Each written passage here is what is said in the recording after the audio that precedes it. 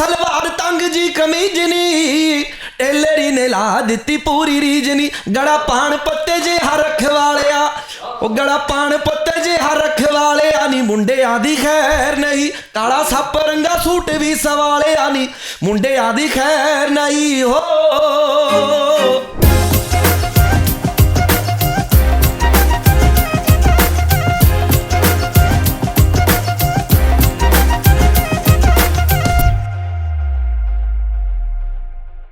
All right, and welcome to Frequency and Friends. We are back for another episode with a very, very special guest from across the pond, South London, the one and only Raf-Saperra. Make some noise. What's going on? Welcome, Raf. How are you? I'm alright, brother. Thank you for having me down, man. Thank you for coming down, man. Big up to the whole Frequency team as well. Absolutely, man. All the guys behind the scene, we always big you up for getting this one together. Last minute, short notice. That was dope, man. You guys did a great job. And forgive me. Normally, I'm super prepared. Yeah. I had just a little bit of time, but we're gonna do our best. We're gonna have some fun, right? No. First of all, let's cheers for making it together. Yes, salute. Salute to all the success. Raf, is this your first time in Toronto? Yeah, man, it's my first time visiting. In Canada, period. Yeah. Nice. First time. So I landed on Friday. I've only literally been here for about 2 days. Okay. Yeah, man, just I'm kind of trying to juggle the two. Obviously, I'm going to be doing a bit of work out here as well. Obviously, your bro, JJ, got some stuff coming up, but obviously at the same time, whereas it's my first time here, trying to do up tourism as well, man. So I'm going to try to check out as much of Canada as I can. मैं क्या Toronto दे गेड़े कड्डे आउण बई Brampton भी वेखना बई थोड़े दिनों च Montreal भी चले हैं मैं क्या स्कीइंग स्नोबोर्डिंग भी करनी है whole Canada experience right there, right? What do you think so far since you've been here? So I've only been in Toronto so far, and from what I've seen, more so from what I felt, I don't know, there's something very like UK about Canada.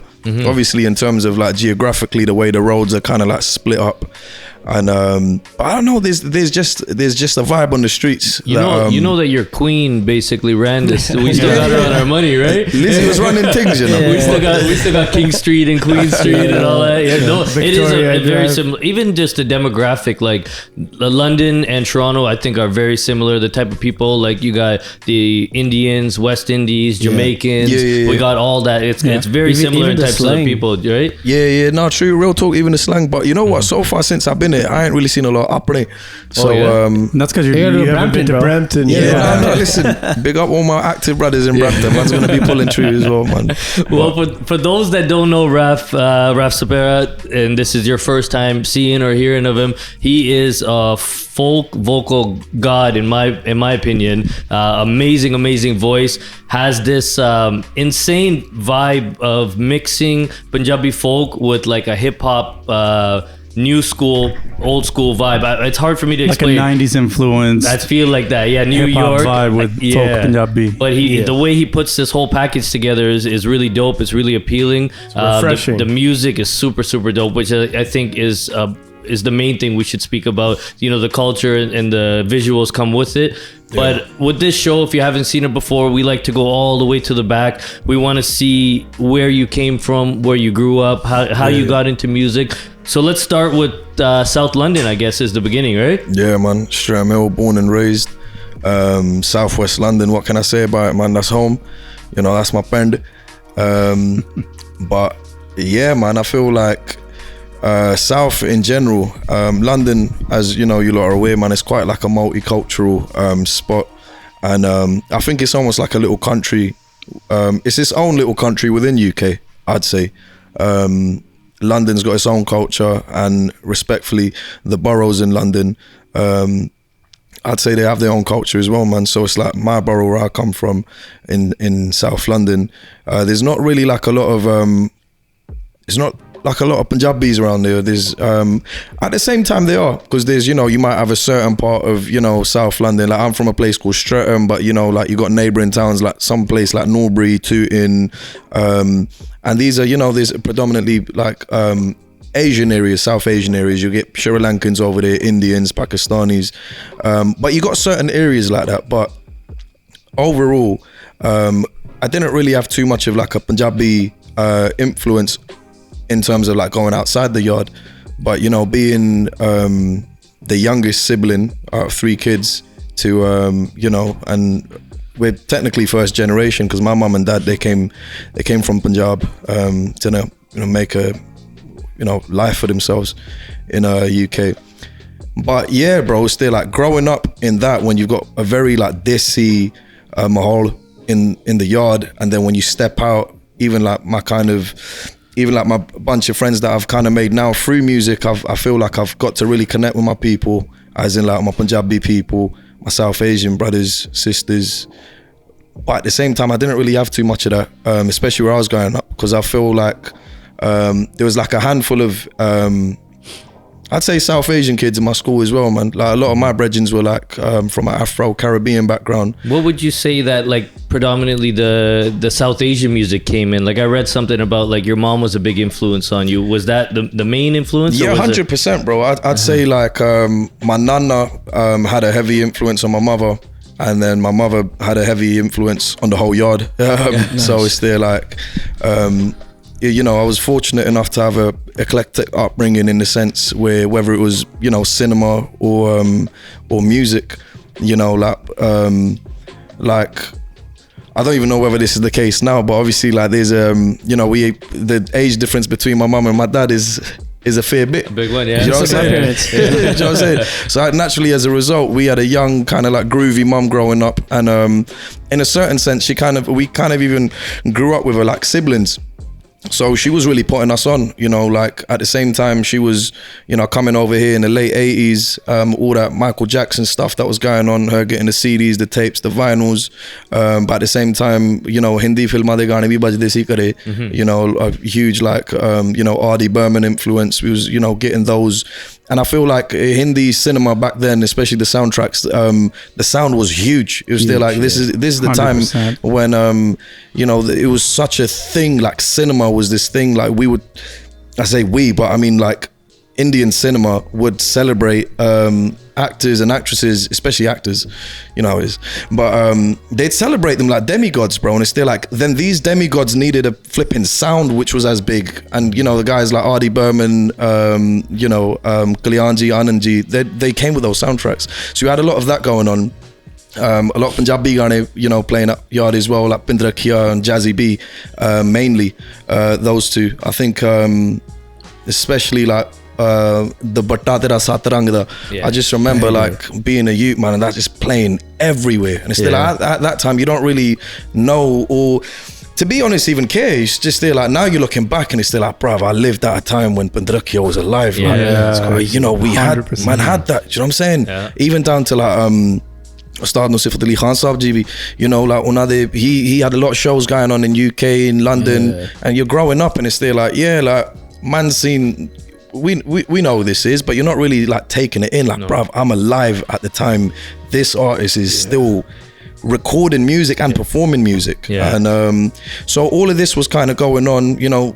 Obviously like my folks liked a lot of classical and Surili Gaiki, you know, the likes of Mehndi Hasan Khan Sahab, Ghulam Ali Khan Sahab, Nusrat Ali Khan, you know, like that vibe was still going on at yard as well. So where we had the Bhangra, the Jazzy, the Pindra Kia, you know, we still had like the Ghazals and the Qawwalis, and within all of that you just had me just soaking everything in. And it's just, that's just the South Asian side of music. And it's still like, you know, then there was a heavy hip-hop influence as well. You know, my older brother's banging Wu-Tang at the same time he's banging Black Sabbath. And it's still like, what's going on? Man's taking in, you know what I'm saying? I'm just there listening to all of that, bro. Bro's listening to Pantera, Cowboys from Hell. You know, my mum's telling him like, yo, the dog's like howling outside, she's superstitious. She's there like, yo man, there's some demons outside the yard, stop listening to that music. But it's just one of them ones, bro. Like, I didn't know what was going on at the time, but all I know is I was taking it in. And in a very weird way, I feel like that's kind of what's, obviously as an artist, like Punjabi music, that's my thing. And like,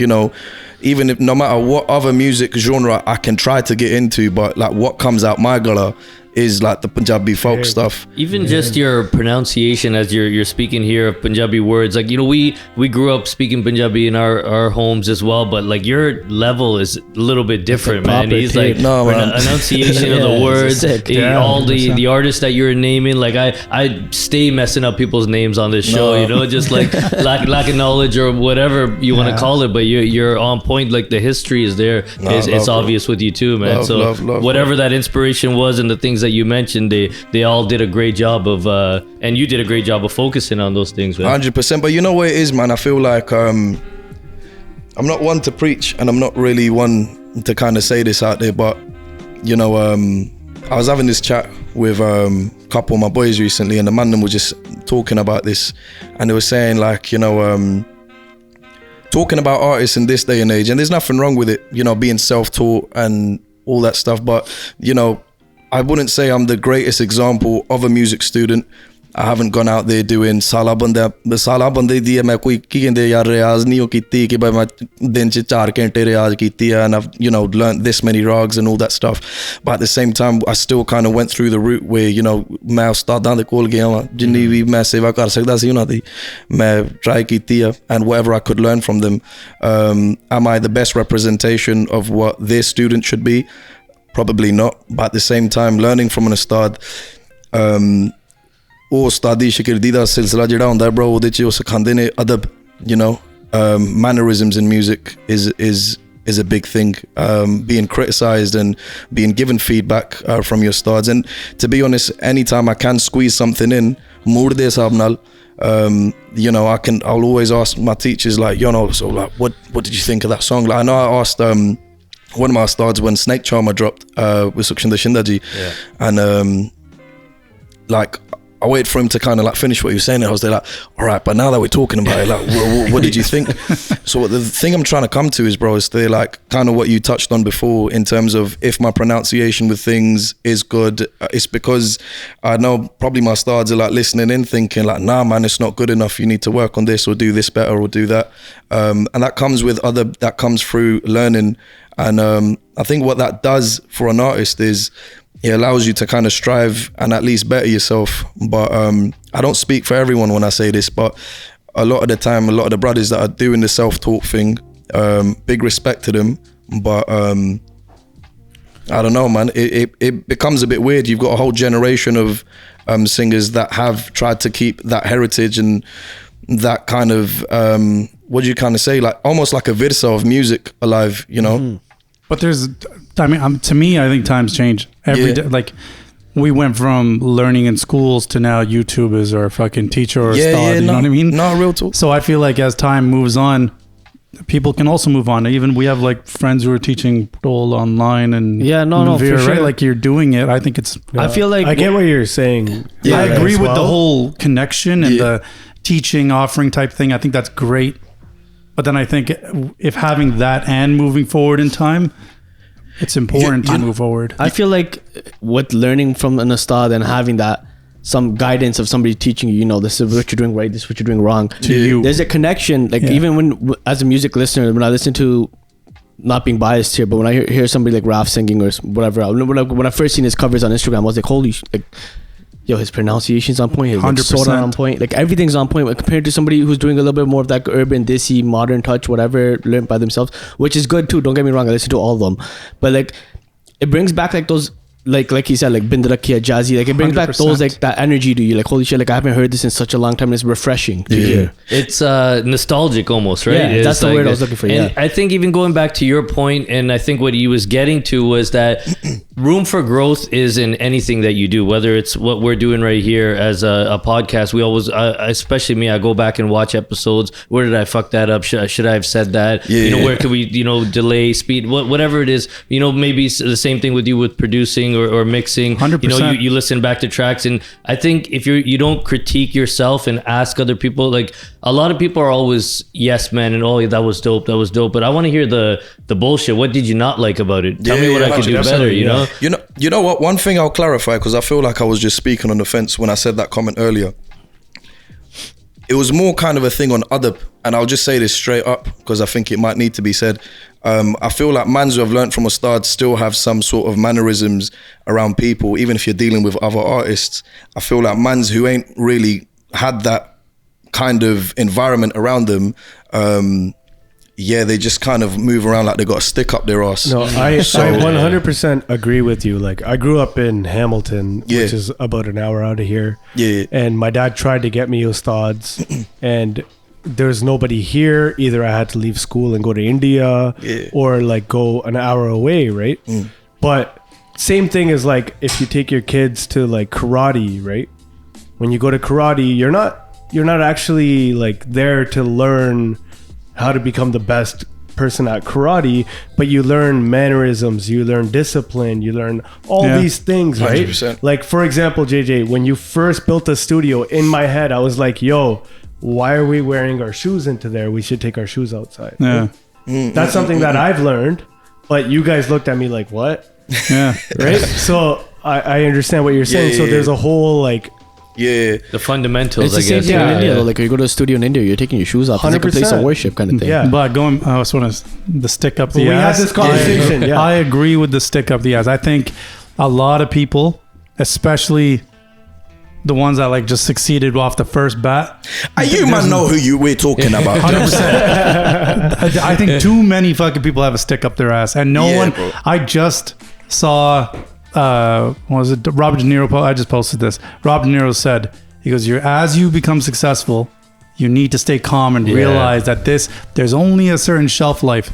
So if you want to be a dick for 5 years, be a dick for 5 years. It's gone afterwards. He said, "I seen them come, I seen them go." Yeah. And I feel like I'm in that boat. I've seen a lot of artists within the last 7 years come and go you've like seen it's anybody and everybody. nothing. What would you They're think gone. has been the contradicting factor for them to go? As in, like, Too stubborn? Stubbornness is, I think, is the number one thing. Everyone is too motherfucking stubborn. No one wants to adapt, or they just can't adapt. Either they can't or they don't want to. Everyone has this feeling where they think, I need to do this. No, you don't. but you know what the maddest thing is? We are the new generation, and we should be the adaptable ones. But then you start seeing the discography of someone like, you know what? Let's use Jazzy B as an example. Jazzy B Legend. was Jazzy B of every single decade he was. Yeah. And it's there, like, you really gotta understand that, bro. Like Ugiana Jora and Folk and Funky in the 90s, and Romeo and Rambo and them later tapes. Respectfully, you know, everyone's got their their choice of taste. Like, we like this, we like that. But you can't tell me that same man that was dropping, London or Patola has dropped Romeo, and it's there like they're two different bangers in two different magnitudes, and it's there like, bro, like, killing it. you know, and The sounds and different. meaning- I feel like he's an artist that's had like longevity throughout. Like, I'm wearing a Jazzy B shirt. Like, that's just me Jazzy B. being a He's fan. really Like, serious. that shirt, you know, man. like, yo, Yeah, man. the shout outs to Folk and Pungra Apparel on Instagram. Yeah. They got me this, but like he's We one of those all- we artists all that like need I feel some like shirts. like being a 90s kid, like I've grown up listening to his music, and I feel like my parents still enjoy his music, and they're like way older than me, and then like there's kids nowadays that still enjoy Jazzy B. Like, I'm DJing every weekend and we're still playing Jazzy B. He's like the prime example of 100%. changing his sound and keeping up with the times. Because he's true to himself. I still, I don't know if I like his last few songs personally, but I feel like he's still staying true to himself. And even that has not changed from, at from all. meeting him, can you not say one of the most humble guys He's I think humble I've as met shit. on this I've met him show? twice. Super nice. He didn't have to. Like, we did. Like, we're in the studio with lighting, all that. We did that in a basement on one single camera. You know, like just set up a plastic folding table. Yeah, dude, he He came was straight so from the gym and he's like, yo, humble, let's bro. do it. Like, Humble as shit. Yeah. He's always down to take risks, which I like. Romeo, Rambo, those are all risks at the end of the day. Back then, no one, it was all tolki. 100%. That's it. This guy brought in some hip hop drums with a desi ass chorus. It was sick. Yeah. and I feel like, I don't know if I'm jumping to the conversation, but I feel like the style and the everything that's like Raf, it gets compared a lot to a young Jazzy B. Yeah. Like it's crazy. The voice, everything. Everybody talk to like, yo, it's a young Jazzy. It's a young Jazzy. How do you feel about that? I say that's the biggest compliment someone like me Yeah. can get. You know, Yeah. like you know. Yo, let's big make up- a round of applause for Yeah, Jazzy. man. Down with Come that. on, I'm yeah. down with that. That's it. You know what I'm saying? Now, big up Jazzy B. He's Yeah. a bad boy, you know. But this is how I personally feel. Coming back to the humble thing as well, man. It's still like I remember when I dropped Nog Jam that day. I was with it was summertime. I still remember, bro. And it's still like, you know, we're hustling out here, bro. Like my main line of work before music and even now is you know, I work as a film director. I'm working in film production. We're fucking up all my notes, by the way, so we're just Yeah. gonna get. We'll go through that. So off the cuff. Yeah. But like, so there was a time when like March, I think 2020, when like COVID really hit UK, and it's still like I love my outdoor shoots, bro. I don't like the studio thing, and you know how it is. Yeah, You know what I'm saying? So we couldn't shoot outdoors. So now as a result, you know, I think before I'm a musician, before I'm a filmmaker, before I'm anything, I'm a hustler. So I'm like, bruv, I need to get onto something. I was doing a particular job around that time. Might not say it on the cameras, but basically, I still remember that night we had a summertime cookout, and G-Funk, music producer G-Funk, came down from Birmingham in London on a random one. And he was there like, bro, I'm in the area. I said, bruv, let me pick you up. So I picked him, and I'm like, look, bruv, like chill. And Nog dropped that day, so I'm doing whatever I'm doing, and he's sitting in the passenger seat. He's like, bro, like your followers have gone up by 1,000. I'm like, all right, cool. So it's a sick day, you know, getting our juice on, getting the food on. I'm introducing him to the man them. I'm seeing brothers I ain't seen for a long time, you know, and it's all happening in Streatham. We're in the hood, we're chilling, and it's there like, we're peel out, bro. I've just had so much juice. We're yakking it back, and I'm going down to big up Chicken Cottage. Yeah, man, went to Chicken Cottage to hold a little grill burger meal. And the minute I step in, I check my Twitter, and I kid you not, I'm just seeing like Jazzy B tweeted on Twitter, and I'm there like, yo, Funk. I'm like, yo, Jazzy's tweeted. He's there like, yo, chatting shit. Crazy. And I open it, and I still remember his message. He was there like, keep that fire going, all the best with your future. That's And you know what I'm saying? It's still, I feel like Jazzy's always still, you know, respectfully that's huge. giving props That's to the huge. young generation Yeah, as well, man. man, So for sure. big him up for that. Yeah, he didn't have to do that, and for him to take the you know what I'm time saying? and for you to see that, it's a big inspiration. But my this is where my kind of problem comes in with people. Is they're like, respectfully, I'm a newcomer, and you know, Jazzy's done his thing and he's doing his thing, but I feel like, I guess this can be compared to anyone, but comparing someone as new as me to someone who's as vetted as Jazzy is almost a disrespect to their legacy. So I feel like we should just celebrate everyone. You know, there ain't ever gonna be another Jazzy B. no, there's only one, But at the yeah. same time, I feel like, not so much Canada, but in UK, like no one's ever really come out of the ends as a Punjabi singer. Like this is new. You know what I'm saying? I was just gonna say that, coming from where you come from, like, and let's not forget, you haven't been doing this for a really long time. It's not like you've been, professionally singing your whole life. I would say, what, like last 4 years, 3 years? Nah, bro. I think Galassi Rhythm dropped at the end of 2020. Jeez. So yeah, I've only been in this 2 for like years. about a year. That is It's mad. insane. And most of my singles came out last year. And So- we fast forwarded, so let me go back a little bit. So Yeah, go for it. we heard about the upcoming and the influences, and then videography you've been doing for a long time, almost a decade now, right? yeah. So what was the introduction into that? Oh man, it was just like, it was music once again, man. Like sitting in the back seat of the car, mum's driving around, and you probably could relate with this, bro. It's just like seeing pictures in my head, like, yo, if she's listening to it. And I think what really helped with that was maybe just like cinema, Punjabi cinema, Hindi cinema, like actually having songs and films. And all right, that's the way that was picturized. And now I'm probably listening to another song. I'm just sitting in the back of the car looking out the window, and I'm just thinking of like videos in my head. So that was always kind of there. In terms of doing subjects like that at school, sixth form, I've done it to a very like kind of amateur level. But even then, like the grades I was getting, the teachers were saying like, yo, this is good. And I on that, bro. Like we got our camera, we used to film. I was gonna say that, like, did you just have a little camera with you all I the got time? a little Canon EOS 550D. Uh-huh. Yeah, Nice. Yeah. big up that model there, bro. And I was there, like me and my friend Nate big up my brother. Like we was just literally hustling for lenses on a website called Gumtree. So it's there, like he'd be calling up someone saying, yo, we want, like, I'll come and collect it for this price right now. Man's calling up the other man in the same line. I said, I'll come. I'm like, fuck that guy, I'm coming right now. And we're both the same guy. So we're hustling all these lenses, we're putting it together. And the aim was to basically, we was working on like a web series when I don't think they got sixth form in Canada, but that's basically just after high school. So it's kind of like college. So around that time we was working on a web series that literally turned out to become nothing but guitar picks, and we'd never really done anything with it. But what happened as a result was that was kind of like my film school. So I was there, like there was a lot of editing that I was doing around that time. There was a lot of screenwriting I was doing around that time. And now I was there like, okay, I still like this, but I think the main thing that really threw me into it is when I took up photography. I never really used to, you know, people have different kind of approaches to photography, but my thing was kind of like, I'm heavy on Stanley Kubrick, and I'm there like, yo, like when you see a frame from a Kubrick film, it's masterclass. And it's there like, I wanted my photography to not look so much like photography, but it needs to look like a frame from a film.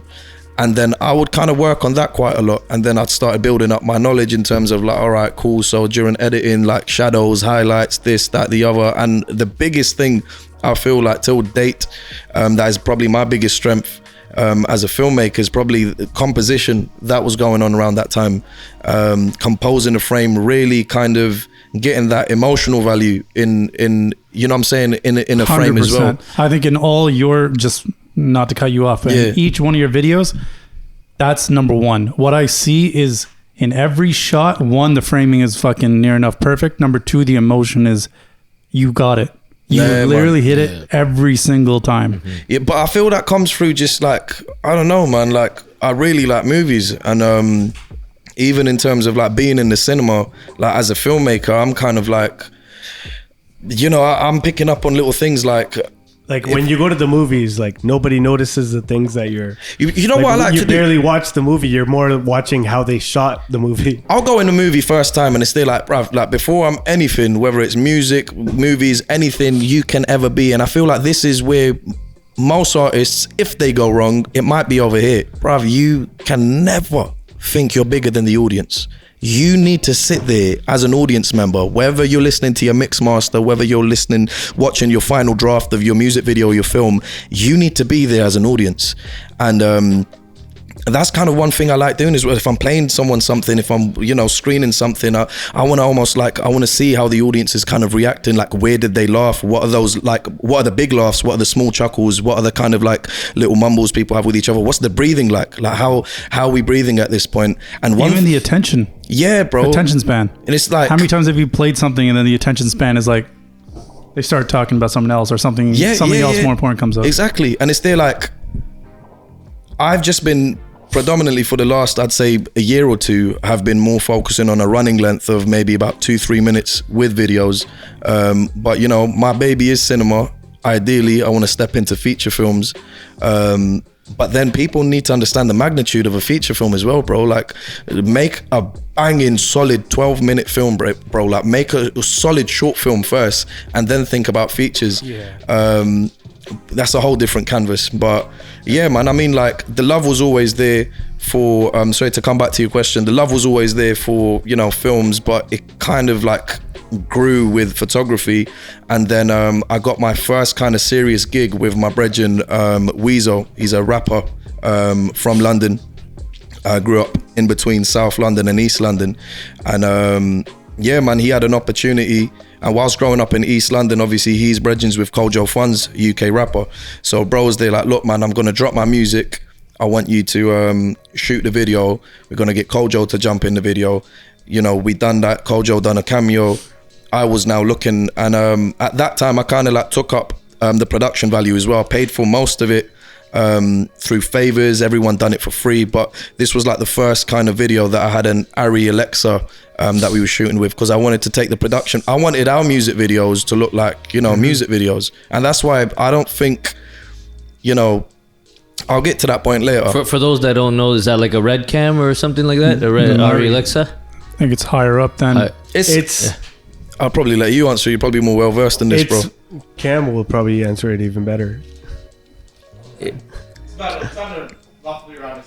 Okay, so that's like, so when you say like, when we're talking about Director X, like the guys who make those big time videos, you're trying to replicate that type of vision. I feel basically it's not, you know, film anymore, so we've completely moved to digital. And that's not cheap to get one of those cameras. I mean, it's a cinema camera, so most of all the big Hollywood films you're seeing, they're all shot on Aries. And to get something like that, are you going to rent that? Or are you trying to like buy that? Oh yeah, I'm trying to rent that. I ain't trying to buy that, bro. No. That's our mortgage. Listen, holy shit. Okay. No, so you were serious about it right from the jump, basically. 100%, bro. So it's still like, as a result of the kind of how well that video looked, it was all kind of what's the word? And even shooting on that, are you comfortable right when you pick that camera up to shoot, or are you kind of winging it, just figuring it out as you go? But there's a sense of maturity that comes in because it's just there, like, you know what? It's actually not my job. It's good that I've built knowledge whilst, you know, doing all the photography of, like, you know, how, you know, kind of, whether it's film language or even kind of like the elements around me, like lighting, for example, like how do I want my lighting? But as a director, it is not my responsibility to know how to do this, that, and the other to get that effect out of the light. It's my vision. I'm gonna basically speak to a very talented team around me. I'm gonna tell my gaffer. I'm gonna tell them exactly what I want how to do it. Exactly. Okay, got you. And it's like. Even with the camera, like every camera, when you get the camera, if you've never used it before, you probably will not be able to just figure it out. You get a guy to do the same thing. If you're directing a video, the person that has the Ari, he already knows how to hook up every lens, how to hook it up. Really, it's you got your vision and you're putting all the right pieces together and telling everybody how to make sure this vision comes to life. 100%, bro. Got it. 100%. Okay. So, you know, I was lucky enough I still remember, man, like, around this time, I was in. I left a very steady job in Imagine. Is this a job you couldn't speak about? Oh no, that's not a job. Okay. But this like I was in like Imagine like I had a background in like financial like banking like environment. I was there in a shirt and tie, bruv. No, and you like, fucking were. I fucking was, and I was there going crazy. Long hair and everything. These men are there talking about words like dividends and this, that, and the other, and I'm like, bruv, I think I've been chatting shit so long. Did you go to school for something Hell like no. that? I've been hustling. I found a way to get in. I think I was really good at chatting shit, and then you know, and you know what, I'm someone, if you show me the ropes, I can understand it, boom. And it's still like with anything you do in life, bro, there's chambers, and I felt like I was climbing the chambers of something I don't really want to be part of. It's still like, okay, now I'm at this position in this corporate job, and it's still like, but why? I don't give a shit. Yeah. So I took a step and I told my family, I'm like, look, I'm stepping out of this to focus on a full-time career of filmmaking. And they looked at me like, you absolute idiot. Like, what are you doing? And it wasn't easy, but then boom, like, you know, in an artistic kind of rage, I was there like, I'm the best fucking filmmaker alive. I need to, you know, have, you know, more credentials. I'm there sending out my work to a lot of artists. And I got to big him up, man. Rackstar was, in terms of like the South Asian scene, I'd say, he was the first guy that kind of gave me my break. And we made his video More, which was released on VIP Records on a shoestring budget. And it was just fueled by nothing but passion and a lot of hard work. Were you looking for a South Asian artist, or were you just hip hop and you kind of just found your way into that? You know what? I'll be real. It was more kind of hip hop.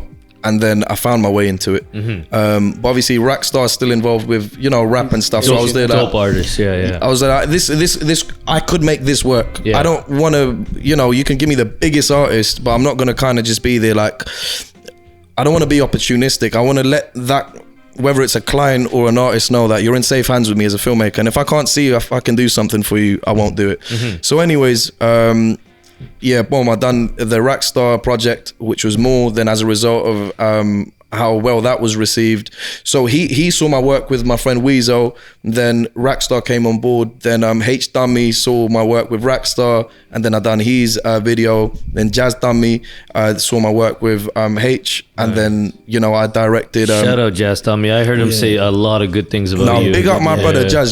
Car. One thing I have to say in terms of, although he's a musician, but in terms of, he probably doesn't even know himself, but the way he kind of nurtured me as a filmmaker as well, bro, and really putting me on to the the age of me working with one of the veterans and one of the legends of, I'd say, UK not just music video directing, music filmmaking, Luke Biggins, and rest in peace, and salute to Luke, man. But at the same time, it was Jaz that hooked me up over there, and that introduced me to a whole different level of quality. And when you saw, now my videos are coming out, Glassy Rhythm, Millie One, Snake Charmer, there is a reason those videos look like that, man. And it's like, and big up Jaz, because he actually... I think Jaz, to me, out of all the artists in England, I would say even in North America, I always thought, and I've told him this straight up, that he has the best videos. Yeah, he's always had the best videos. Crazy. And when I met him we were sitting down in India, like whatever, before the pandemic. Yeah. And I remember talking to him like, yo, if I'm going to do a video out there in England, like, is there, like, who do you have out there? And Suki goes, 100%, we should hook him up with a deal. Like, he'll take care of it. He'll make sure everything's legit. I'm like, who the hell is he? No idea who you were. Yeah. And then I kept hearing your name, and then just Raf shows up. I'm like, what the fuck? And they're the same. That's crazy. That's sick. Jaz has that crazy, like, creative vision. And he's I also guess. he's awesome. He's a true artist, right? Yeah, humble as shit, and is always down to hook up. Awesome guy. Yeah, you know what? Always down. Like, whether I remember, we was dealing in a very professional capacity at first, like, making a video for you, bro. And like, I don't really like over kind of staying my welcome somewhere. If bros approach me in a certain capacity, let me keep it professional and speak to him within that capacity.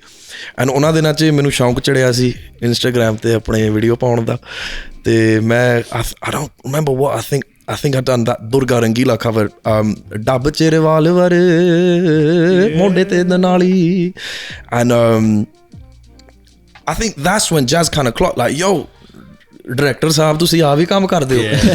And then I remember we was on the film set for Running Away, a track that he done with Arjun. Fucking crazy video. Thank you, bro. Thank you. And it's still like, that's inspired that whole video. If you lot haven't seen it, go check it out. Because for all my Italian cinema lovers, big up Mario Bava, man. Huge fan of his work. And that kind of neon lit kind of nightmarish, but like overly saturated colors that look almost like a detective pulp novel kind of vibe to it. That was Bava's thing, man. And it's still like, I spoke to Luke's team about it, sat down with the DOP, coming back to what I said earlier, getting a creative team around me, speaking to the gaffer, making like a proper, like, what do you call it? Storyboard, what do you call it, man? What do we send out? Treatment.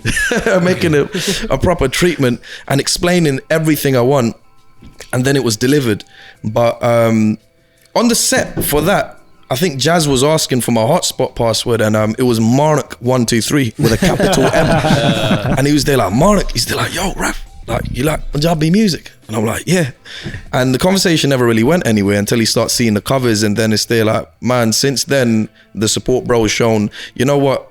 There's a lot of man in this game, or this quote unquote industry, that will say a lot of things, but brother, I judge someone on their delivery, and that's one brother that I can say that has delivered. That's dope, man. Shout out to Jaz Dhami, man. Such a pleasure to even have him come by and speak to that man. Was amazing, man. You kind of skipped past a little bit there because the video stuff started, but how did the singing part start? Like, where did the covers come from and start to put that out and the confidence to put your vocals out? So I was learning music in the back since, I would say, formally I got into learning music, I'd say about 2011, 2012. So that was very late. I think that's like towards the end of... And what was the reason for like wanting to formally go learn? In terms of like...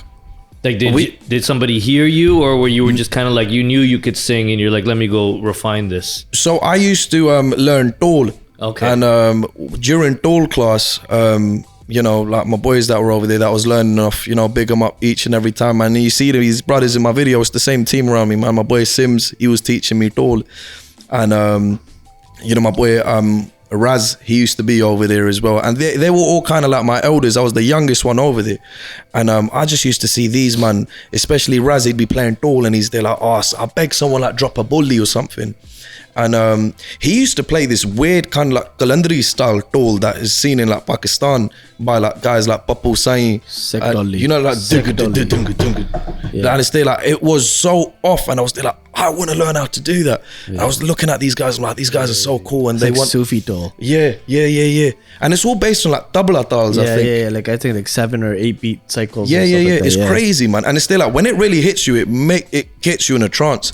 So bro's playing this, and I still remember. Then he's like hitting like a nice, you know, teared desi chala, bro. He's like, I beg someone like drop a bully or something. And there's a young me looking like, yo, I wish I could. And you know what? Big up this Dol Blasters medley, yeah? They were playing Dol in that, and they're singing bare songs, bruv. Like, the medleys. Apna Sangeet. Yo, they had like, Paile Lalkare Naal. Monday Pangra Pondi, the one that starts with that. Yeah, bro. And I was there like, yo, so I put like a few tappe together. But the first time I ever actually done a bully was in front of these, man. And they were like, I done that Pindra Kya Boli Jad Khilwad Pida De Andar Ho Ge Dane Dane. And I just remember like there was kind of like a bit of a mahal around me. Like everyone's kind of like, then everyone kind of just went still. And I'm just there belting it. Maile vich Dol da nagada wajje da wajje tak I'm crying on, yeah. And I just remember finished singing. I'm looking at everyone's there like, what the fuck? They're like, yo. That sounds like a scene from a movie. It's a big Pangra Bolli, man. Huge. Big. And weirdly in my head, I was there like, I am going to break my Pangra Bolli virginity with this fucking bully. Pause. But at the same time, yeah, man, like I dropped it. They loved it. And big up my brother Ranj as well. For those of you who know, more so in UK Bhangra culture, it might be known as Infamous Ranj. Was a solo, probably the only solo traditional Bhangra dancer back in them days. Even now, to be honest, I don't know anyone doing solo Bhangra. But I've never even heard of that. That's crazy. So bro had a studio, and all I know is the man start whispering to each other like, yo, you got to send him to Ranj. So I'm there like, brother, who's this Ranj guy? Yeah. So I'm there like, I think I've leveled up. And then I go to Ranj. He recorded me at his studio. And one thing about Ranj is he's a blunt brother, family. Still, like, he don't big you up more than you need to be bigged up. And like, he really liked my voice. He's like, I'm gonna record it, I'm gonna put it on whatever, on the internet, put it on his Facebook. And then that spirals into another story. But I'll kind of come back to what your question was, which was music was always, that made me feel like, yo, you know what? I want to learn music and I want to do it formally. And especially when I was growing up, you know, I feel respectfully to these brothers, you know, I still grew up on Jazzy and Pinda, but at a time when I was in school and when I was moving like it's hip, and the guy that I was listening to has to be JK. And JK and True School were doing their thing, bruv. I can't even lie about that. Yeah, one time big up to them, man. Yeah. But then when you saw that and you're there like, bruv, like, my man's born in UK, you know. So there's that much of a gap, eh? Because I thought JK was more on the newer side. JK was like late 2000s, like 2000 and like I want to say like 2009, 2010 was like when JK first dropped like Gabru Punjab, right? Okay. So that makes sense. That's like, and that even then it was like refreshing to hear just somebody with that style, because like UK Bhangra went to that like UK super UK, they went to like that super UK like. Where uncles were making music, bruv. There was a time like that came, but we won't talk about that. But like when JK came out, it was like a breath of fresh air. It was like, yo, this is UK Bhangra. Yeah, man. I just remember like seeing that, thinking like, bruv, like you wouldn't even hear that from Punjab anymore, though. Like that folk sound was just completely missing. Yeah, man. So it was JK. So I remember seeing JK, thinking like, bruv, like this guy is born in UK, and I want to learn. And I think like prior to that, like no one really was ever kind of like, and I think I speak for a lot of kind of youth across at least UK, man. Because obviously I've always kind of felt like Canadian culture has been very dissy. Like there's been like Bhangra competitions over there. You man been doing live bullying for a while. Yeah. And I remember I done a live Bhangra competition, and heads don't know, but it's there like, you know, Prince was actually in the Bhangra team, as in Prince from Check One Records. Yeah. And I was doing live bully. So we've known each other since then. That's crazy. I heard you had some drama with some Bhangra competition. You were like Speaking a of ringer, Bhangra. that they were bringing in. Listen, I can't get into the details of that one, but all I can say is if you're watching this right now, you know we won, innit? So I spoke to Vic right before this happened. He goes, ask Raf about the Bhangra. yeah, no, so big up my brothers Vic and all the SGPD lots, man, because you know what? So that was here the competition. No, it was in England. It I was talked in to Vic England, just okay. before the interview. I'm like, your Raf's coming on. Anything. Let's talk about it off the So record. that was a big Let's talk deal, I about it guess, off the what record. happened, huh? Yeah, from what I heard, I guess you can't speak about it, but from what I heard was there was a competition and where they'll have like a singer come in and do bolia, and you guys were blowing shit away, like that was the shit, but then I guess the politics came in. Brother, all I know is we thought we lost because we got no reception in it. Like I'll keep it real. It's been many years since, and I think they're over it now. Everyone's right? everyone's over it. We can have a good laugh about it, brother. We thought like we lost. So whilst all the teams are there in their Bhangra Vardis and all that stuff, we went backstage and we was like, well, fuck this, man. We got changed. I still remember I was there in a snapback. You know, I changed into my clothes. I'm in a jacket. I had a backpack on with a thumbi sticking out, and just in my Timbs, and like the man were just chilling outside. We're like, yeah, well, fuck that, man. You know, politics. And they told us, yo, come up on stage. And they're announcing all the teams, and we're there like, all right, we do it as a formality. And then we go on stage, and there's literally only like, including us, there's only 3 teams. I'm there like, whoa, yo, like, what is this? Like we made the podium, innit? Like, and for a last split second, I just remember thinking like, I'll laugh if we actually won, you know, and we won. And that's crazy. That goes that story there. That's dope. But coming back to what I was saying earlier, still like that whole kind of like Bhangra Mahal was always kind of over there. Then coming back to the point of going to an Ustad and learning these things, and especially if you're getting into music as late as I'm getting, bruv, like I think with certain things, I don't know. I don't think I'm not gonna sit here and be there like I'm naturally like this. I've had to put in almost like 10 years worth of riyaz to get where I am right now, and even vocally right now I'm a nobody. So it just goes to show you how important, I guess, riyaz is. And but you know, at the same time, man, you know, you've either got it or you don't. I do agree in that as well, man.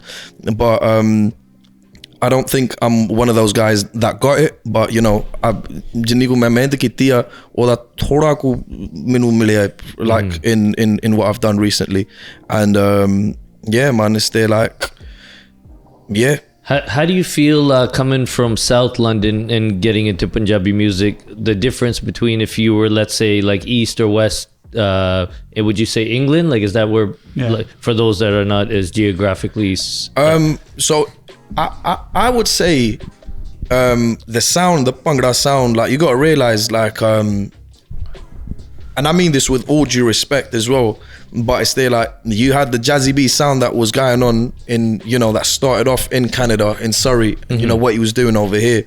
But I feel like what really took Jazzy B to be Jazzy B that we know today was coming into UK, bruv. And when Shinda Ji and Jazzy B started working together, bruv, it's still like that was now a completely different magnitude of Punjabi world, Bhangra Punjabi music. And they're in Birmingham when they're doing West this, right? Midlands, That's West, you would say. That's in the Midlands though, so it's still like that's over here on the map, and like London's like all the way over here. And I would say, in terms of like culture, Desi culture is quite prominent, I would say, in the Midlands compared to a place like London. So, you know, like I feel like in the Midlands, when I kind of started getting connected with people through the music thing, they were like, bruv, you're very different from like the Londoners we've seen, man. Like Londoners usually like listening to the remix version of Paile Lalkare Nala. You're here listening to the original recordings. Yeah. I'm like, yeah. But at the same time, I feel like it's definitely played in my favor, car. You haven't really got anyone from South London coming out saying like, or maybe you do, and I'm just being ignorant and I don't know. But as far as I know, I don't think anyone's come out of South West London as a Punjabi act. But is that Not true? since like That's a La insane. Pachanik or like Premi. There hasn't been like any proper like London-based like artist that's gone like. Sorry, let me not say Punjabi act. Let me say like as a Punjabi folk bhangra. Oh, no, for sure, for that. Yeah. But one thing I will say, coming back to what you said earlier, bro, what JJ said in terms about being yourself, and it's still like who I was like, bruv, like around my white, black, whatever friends that I was around, bro, like especially my non-Desi friends, bro, they knew what I was listening to. I'd shamelessly be there listening, like we'd be in business studies class. There used to be this website called Groove Shock, and you could like listen to music on it for free, and we'd like, the teachers were nice enough to actually let us listen to music whilst doing our business coursework. And I'd have my brethren Vinch, Shola sitting next to me, and I'd be there like, yo bro, like you gotta get onto this music. He's giving me music and I'm giving him Kaka Penny Ola Joanni. Till this day, brother, Shola knows the lyrics.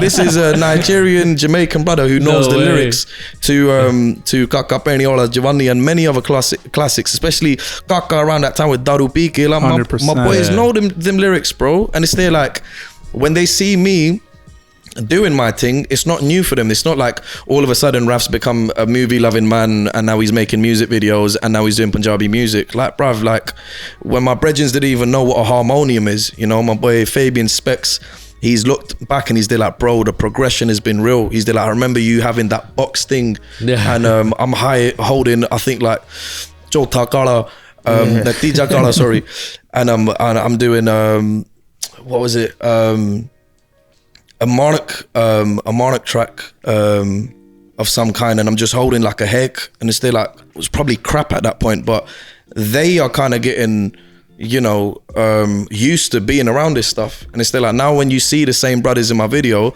and I say this once and I say it again, I think it's very silly when I see a couple Punjabi acts when they've got like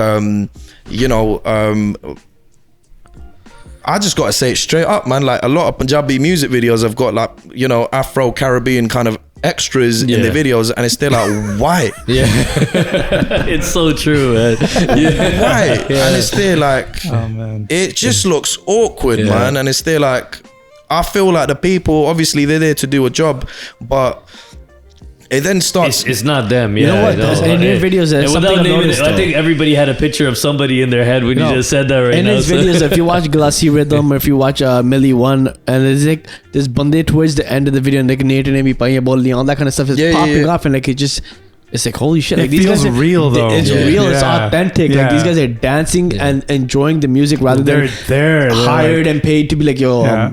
Yeah. And whether you watch it from Glassy to all like my latest one now, Get Up End, it's like, bruv, you're Get seeing. up in this bang. Bro, my mom was sitting next to me today as we're watching that video. I was like, we're about to go interview this guy, and she's one? like, Get Up End? Yeah, Get Up End. Yeah. Yo, she was loving the video too. She's like, this is dope, man. It's sick. Literally. Yeah. I listen, but you know, with all due respect, with that track, obviously it's not the most family orientated track that I've made. So for Mum Zeno to still give man the big up, No, well, one time for her, man. yeah, Come on. Listen, absolutely. big respect. No, that's dope, man. I really hope somebody was around and is still around with the camera recording that come up, because as you're speaking, I'm getting the visuals, and I just see you like in the hood with the harmonium, like doing these a couple bullets, the bottle of Hennessy, and just like, you know what I mean? rip it. And it sounds like such an organic come up and real love and devotion to the craft. I'm down to hear It's a some really cool Marnik. story, man. Yeah, It man. gives me that Kanye vibe. If you guys have watched the Yo, Netflix documentary, crazy. I've been of, told, they've been putting me on it. I haven't seen that yet. It's dope, man. I'm surprised he filmed all that. Yeah. That's crazy. Getting to a big introduction that you had, in my opinion, with one of the biggest producers of all time in Punjabi industry. Tell me about True School, meeting True School, how you met him, and how that relationship came about. So this is coming back to the story of when I was saying Ranj, and I'd done that little recording in his studio.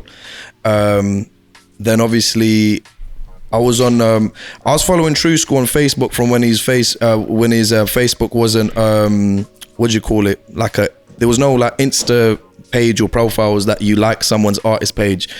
It was just True School's Friends with Instagram. True School kind of thing. It was just not his Instagram. Sorry, it was just True School's Facebook. So I had him on that, and I still remember for my media studies short film that we put together. There was a segment in that it was the credit scene segment, and even like the teachers were kind of taken back because the editing was good and it, in a very weird way, kind of fit into the video. But the credit sequence in that, I was going for like a proper like cheesy high school kind of like film, and I used from the In the House, what do you call it, album that True School and Chaos Productions done together, big album. There's that Karta Ramla track, So the credit sequence was shot to that. So I shot True School a message saying, yo, I'm doing this for media studies, can I do it? And he's like, yeah, safe, I ain't got a problem with it. I was like, sick. I was like, I'll put you in the credits. Like, doesn't matter. Who the fuck's gonna watch this media studies for? But yeah, so that's kind of where that kind of opened up. And but anyways, cut a long story short, there was a post and saying that there's gonna be like a music video shoot.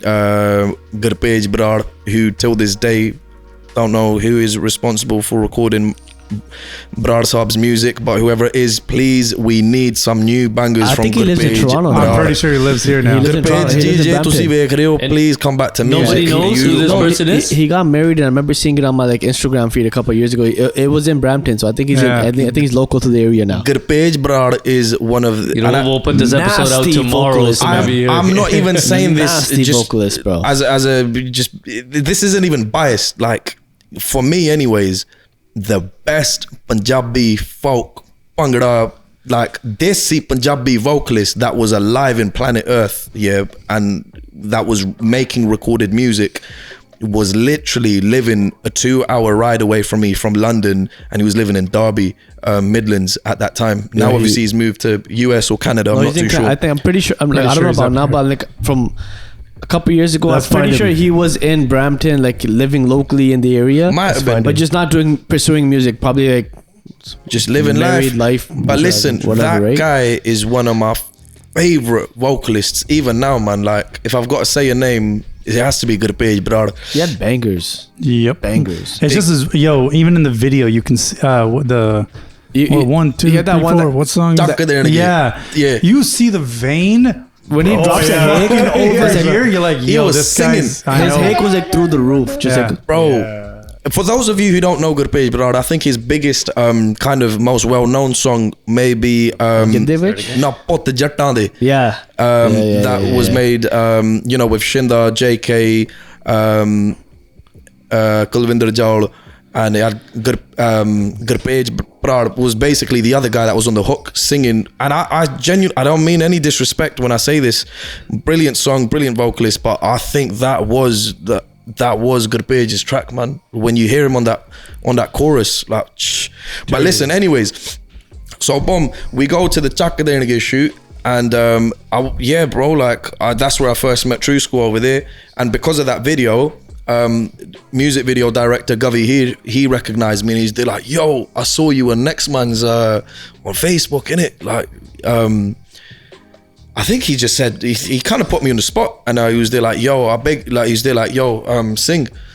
And then True School's over there as well, and he was there like, yeah, go and sing then. just like that. And I was there like, Oh shit! Were you there at the video shoot as like an extra, or just helping out with the shoot? I was just there as an extra. I had nothing to do with filmmaking at this point. I was just gassed. I was there like, yo, man, like my dad dropped me off to Coventry. I didn't even drive these times. I was Coventry, like, yeah, yeah, bro. All the way from South London, Yeah, so it's like a 3-hour drive. Yeah, but so I was there like, yo, like I get, and I'm all there calling True School Star G, and he's there like, look, call me Suk, and and then yeah, man, it's there like I sang over there, and then from there we kind of you know, What was his reaction when you sang? From what you remember? Oh, he probably wasn't impressed. He was like, this is shit. Oh, okay, What? Oh, well, shit. you know, all right. Well, he's probably used to hearing how many guys are probably singing in front of him. He's there like, what the fuck, man?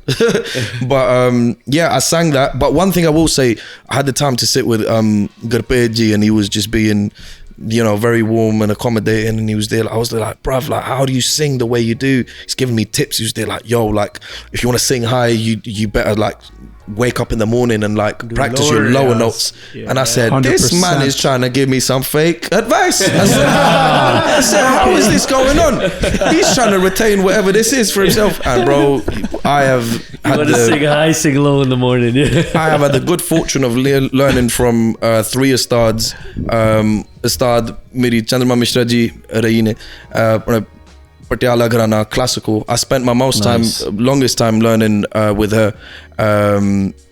Then I spent about a year, I believe, maybe a year and a half, learning from Sukhjit Singh Olk, True School.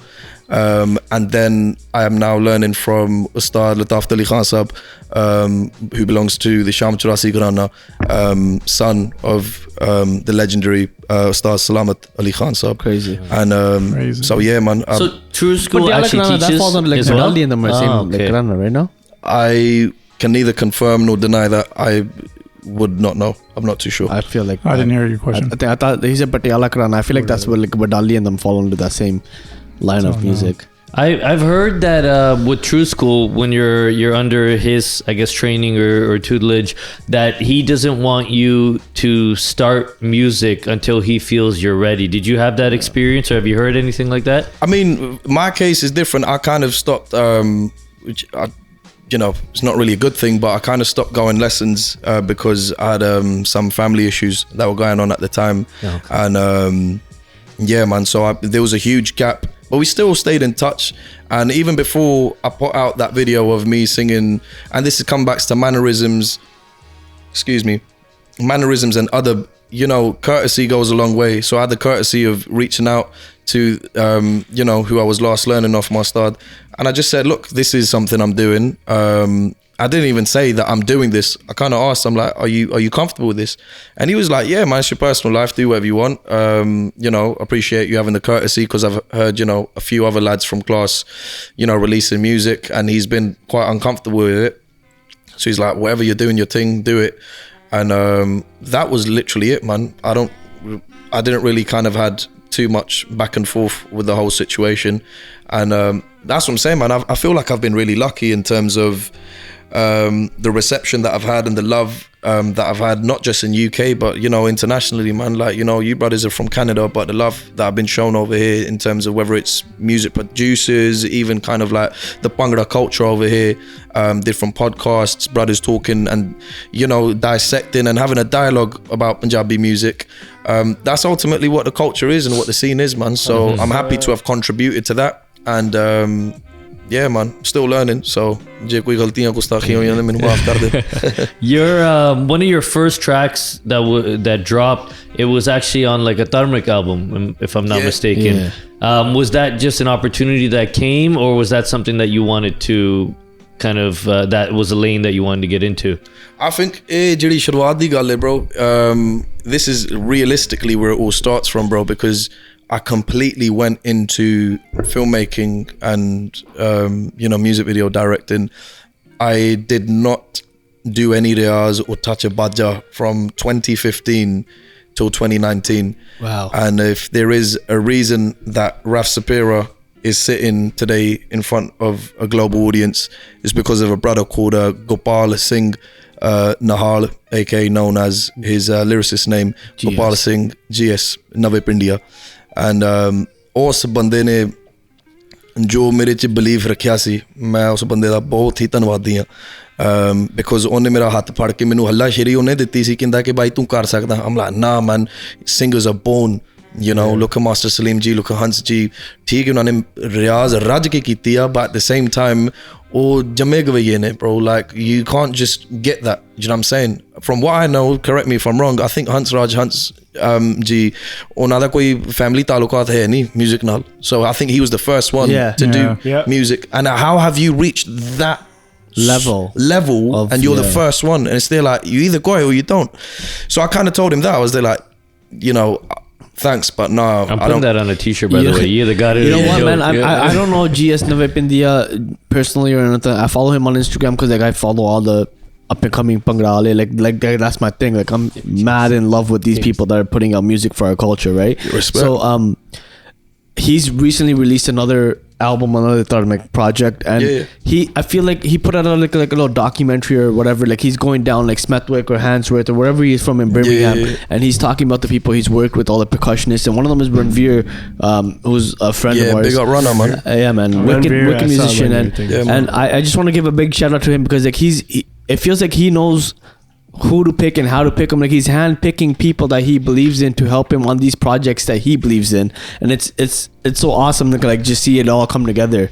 Yeah, man. I mean, like just coming back to you know that project that you're talking about, Pot Gobind Singh de ਉਹਦੇ ਚ ਮੇਰਾ ਪਹਿਲਾ record ਗੀਤ ਆਇਆ ਸੀ, and by the name of Mauਤ ਨੂੰ ਨਚਾਵੇ Khalsa, and yeah, man, like I still remember after that conversation, I told him I'm not really a Gavaya or anything like that. He's there like, look, bro, at the end of the day, is if there's one thing I will say, and he's a man who's reserved on compliments as well, but he did say, he was there like, look, man, like at the end of the day, you can't really go to an ustad and learn a tone. He's there like, you're born with a tone. He's there like, if you focus and if you do the R's and if you meant like you can get something, but he's there like, you can't.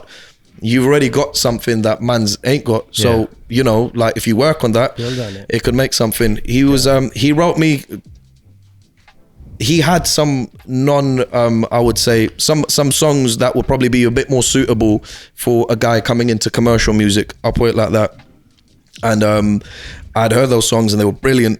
But then he was saying, listen, I'm writing my, you know, debut album. And we was just talking music, and he started mentioning like some tracks that he's written, and he was there like, is this Tarj? And I swear to God, when I heard Mauta Nu Nachave Khalsa, it had that Tarj of Manak Saab's 5 baje band ho gayiyan kacheriyan, and that utha karke dil vich bajji. Main kya, bro, I will trade you in all the other songs that you have given me. I want to start off with this as ਧਾਰਮਿਕ ਤਰੀਕੇ ਨਾਲ ਆਪਾਂ ਆਪਣਾ ਕੰਮ start ਕਰੀਏ. I want to start off by setting foot onto the scene by, you know, giving respect to the shaheeds of Punjab and the gurus, you know, of the Sikh faith. And you know, Baba Deep Singh ji ਦੇ ਉੱਤੇ ਉਹ ਗੀਤ ਲਿਖਿਆ ਗਿਆ, and ਜਿੰਨੀ ਕੋ ਮੇਰੇ ਕੋਲੋਂ you know, ਮੈਂ ਜਿੰਨਾ ਕੋ, you know, however best I could present that, ਮੈਂ ਕੋਸ਼ਿਸ਼ ਕੀਤੀ ਹੈ. Another thing, I mean, like you're UK born vocalist. I feel like I'm pretty sure Gopal's UK born lyricist as well. Yeah, UK born writer, which is crazy. Yeah, man. But you know, at the same time, it's kind of that brought me feeling comfortable enough to start doing covers and doing stuff like that, and kind of assessing it with, you know, that was, you know, I'm not going to sit here and lie either. Like, you know, I haven't really chatted to Gopal in a long time, but at the same time, there was kind of like a team around everything. Look, all right, what should we drop next week cover? All right, we done a jazzy Rala Khushi Manaiye. All right, next week, boom, we're gonna do Jat Jameson. We're doing this, we're doing that, and then I started noticing. I was like, I was almost dropping a cover every week, and that kind of built a momentum.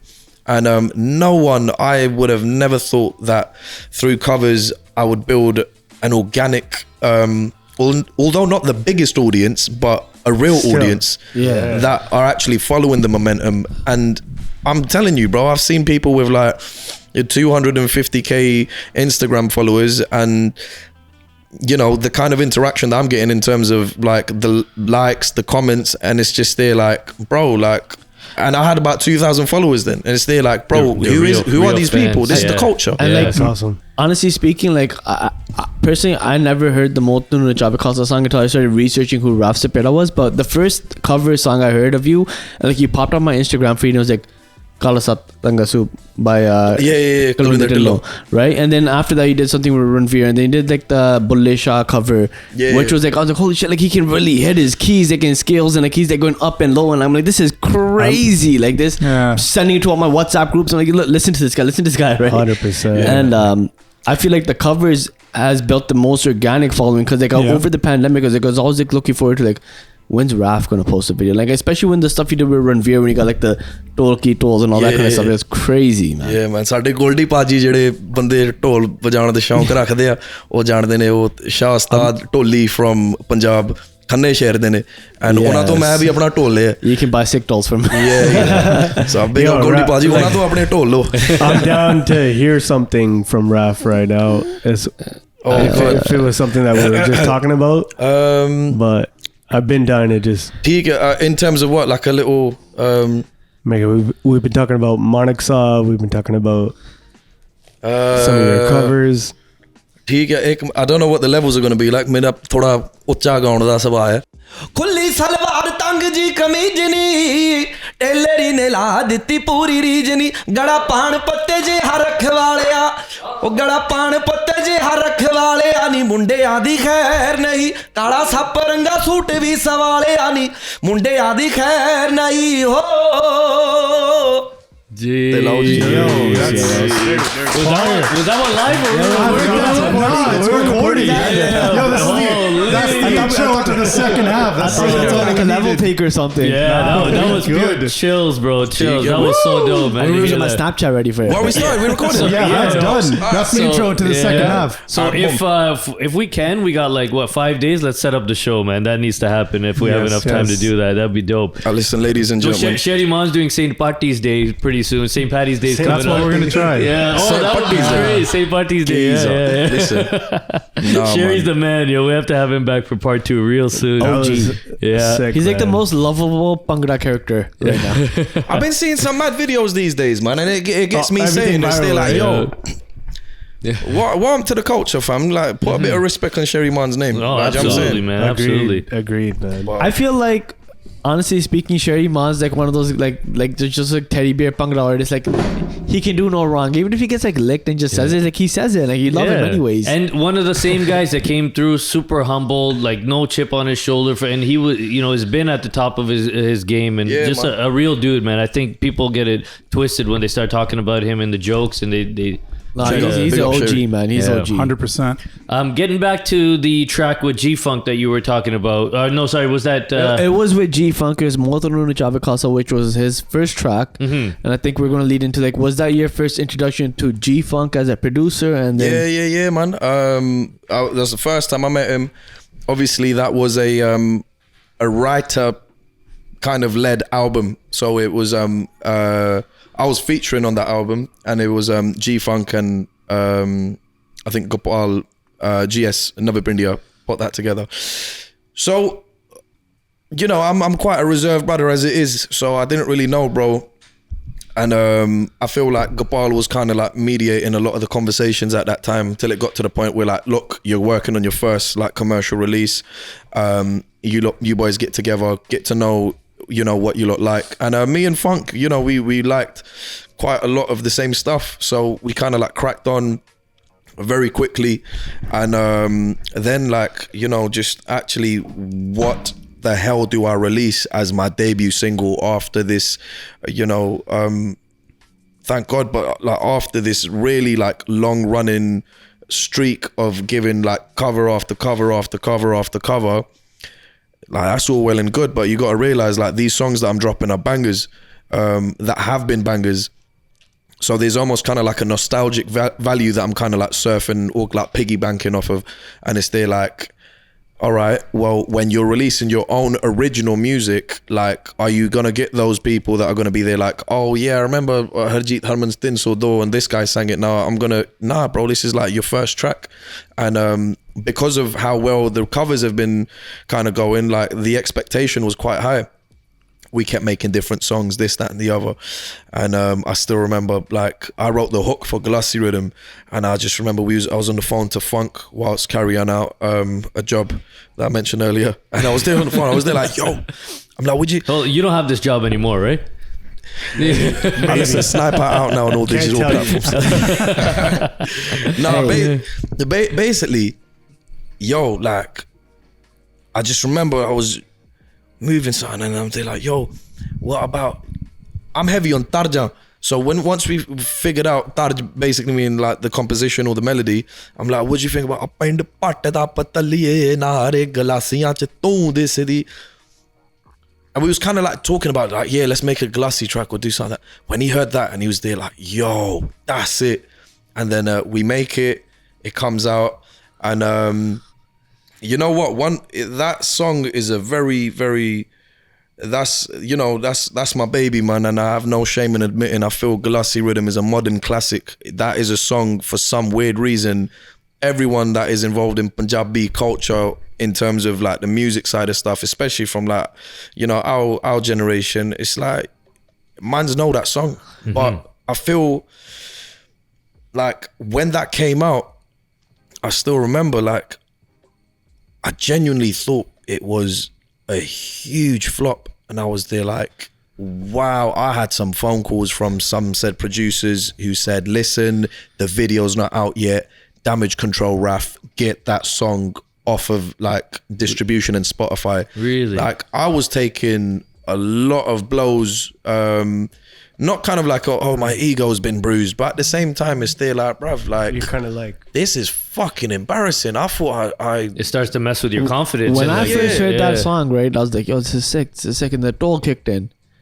And I was like, okay, where did they record the toll? For me, that was the first thing I ever thought. I was like, where did they record the toll? Like, it's like very like plasticky. But then as I started listening to it a little bit more and more and more, and then I'm like going to weddings and people are requesting, I'm like, yo, and I'm playing it on like a sound system, like rather than my phone and like my laptop speakers and just at home, I'm hearing it on the system, and it's like the bass is kicking in. I'm like, holy shit, like, this is fucking sick. Like, and it's like even when that dropped, like people, they're like, nah, man, like the lyrics are, and I trust G-Funk's kind of you know, his vision as well. He's like, bro, if you want this song doing well in the clubs, we can't be doing the kind of desi paired Punjabi lyrics, because half the mans in the club ain't gonna know how to sing those lyrics. And I'm like, look, I'll take your word for it. We'll speak to the writer, and we'll put something together, bro. I swear to you, like, I was taking, my confidence was fuck all that day, bruv. I still remember I was not sharing or reposting any single thing. Frenzy hits me up and he's there like, bro, why are you not sharing this on your stuff? I'm like, the songs. And we had a review that came out at that time, and to be honest, this person or this blog that does these reviews had not done a review in Lord knows how long. So then this review comes out on Galassi Rhythm. We're kind of like, okay, and it was kind of respectfully saying like, yeah, but nah. And there was like some advice in it to say like, maybe like G-Funk and Raf-Saperra should not, you know, keep a lot of yes men around them, and probably, you know, like take advice from people.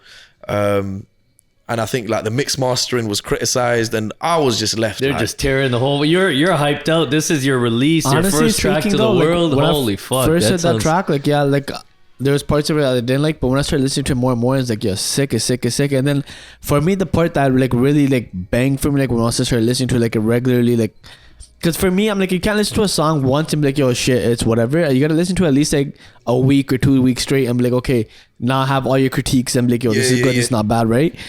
For me, it was the bully part, and that sold the song. big. And I was like, yo, this is like, there hasn't been a Punjabi Bhangra song that has come out in the last however many years where it goes from like this kind of style and drops a fucking hard bully like that. And it's like, yo, as a person that loves Bhangra music, I was like, this is it. hard. Bro, I don't know, man. I like the intro. I like the whole like whatever, that whole thing. I was like, I haven't heard this in any other song. I was like, that's that build up to getting into something. Yeah.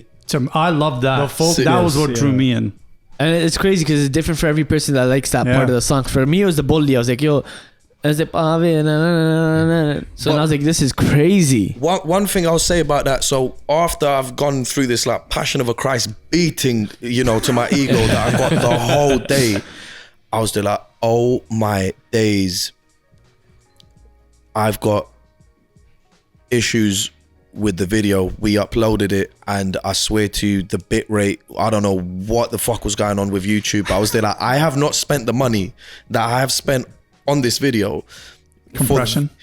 Compression. Yeah. And you have to over fucking export in order to get the compression right. Bro, so it's there like, I'm on the phone to my greatest, and he's a bit more well versed and technical. He's there like, look, don't export it as this and just do it like that. But I'm like, okay. So as a result, the video for that song went up fairly later to what videos usually go up. I think like in UK, if your song's out at 12 a.m, people usually release the video about 10 a.m. By latest, maybe like 12 p.m. Yeah. Maybe latest is like 5 p.m. I've not really seen anyone do that apart from that Prince track, Bottle. Good song. This video was released at like 9 p.m, almost touching 10. I was like, I've missed optimal time. Fucked. When that video dropped, I swear to you, everything and every single doubt that I had in me, bruv, the culture and the people were speaking. That is one song that in recent times went viral in a very organic way, how I feel music used to go viral back in the days. Like, yo, have you heard this? No. Okay, boom, check, hold this CD, hold this cassette. Now it's not that. So what people were doing, they were sending each other these links.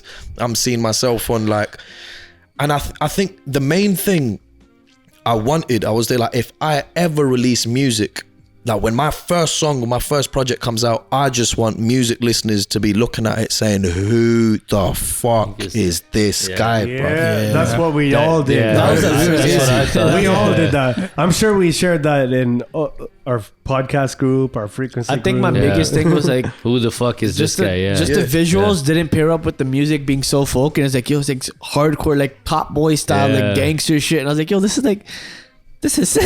Like, this is So from your nightmare of a first day, by 9 p.m. that night, everything had changed. By the next day, like I'm seeing, and my thing was this, I'm realistically, I'm a bit realistic with myself. So I'm there like, I'm not gonna hit millions of views or like 26 million views in an hour as some of our brilliant artists have achieved. I'm a very small artist compared to a lot of Bande, but my thing was, if I hit 100k, then I am sticking to this music thing, because that is a healthy amount of views for an underground artist. It's a good little benchmark. If I hit 100k, then I'm nice. Like, this music thing's nice.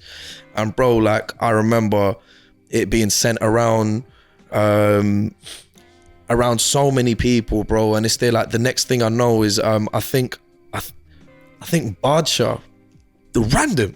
I think maybe Badsha had a interview with Bobby Friction at the time, and big up Bobby Friction as well, man. You know, bro's really supported my thing, and he's kept it real. He's there like, I will only support you off of the credit of how good the music is, man. And if the music's good, and he's like, Raf, the music is good, you know.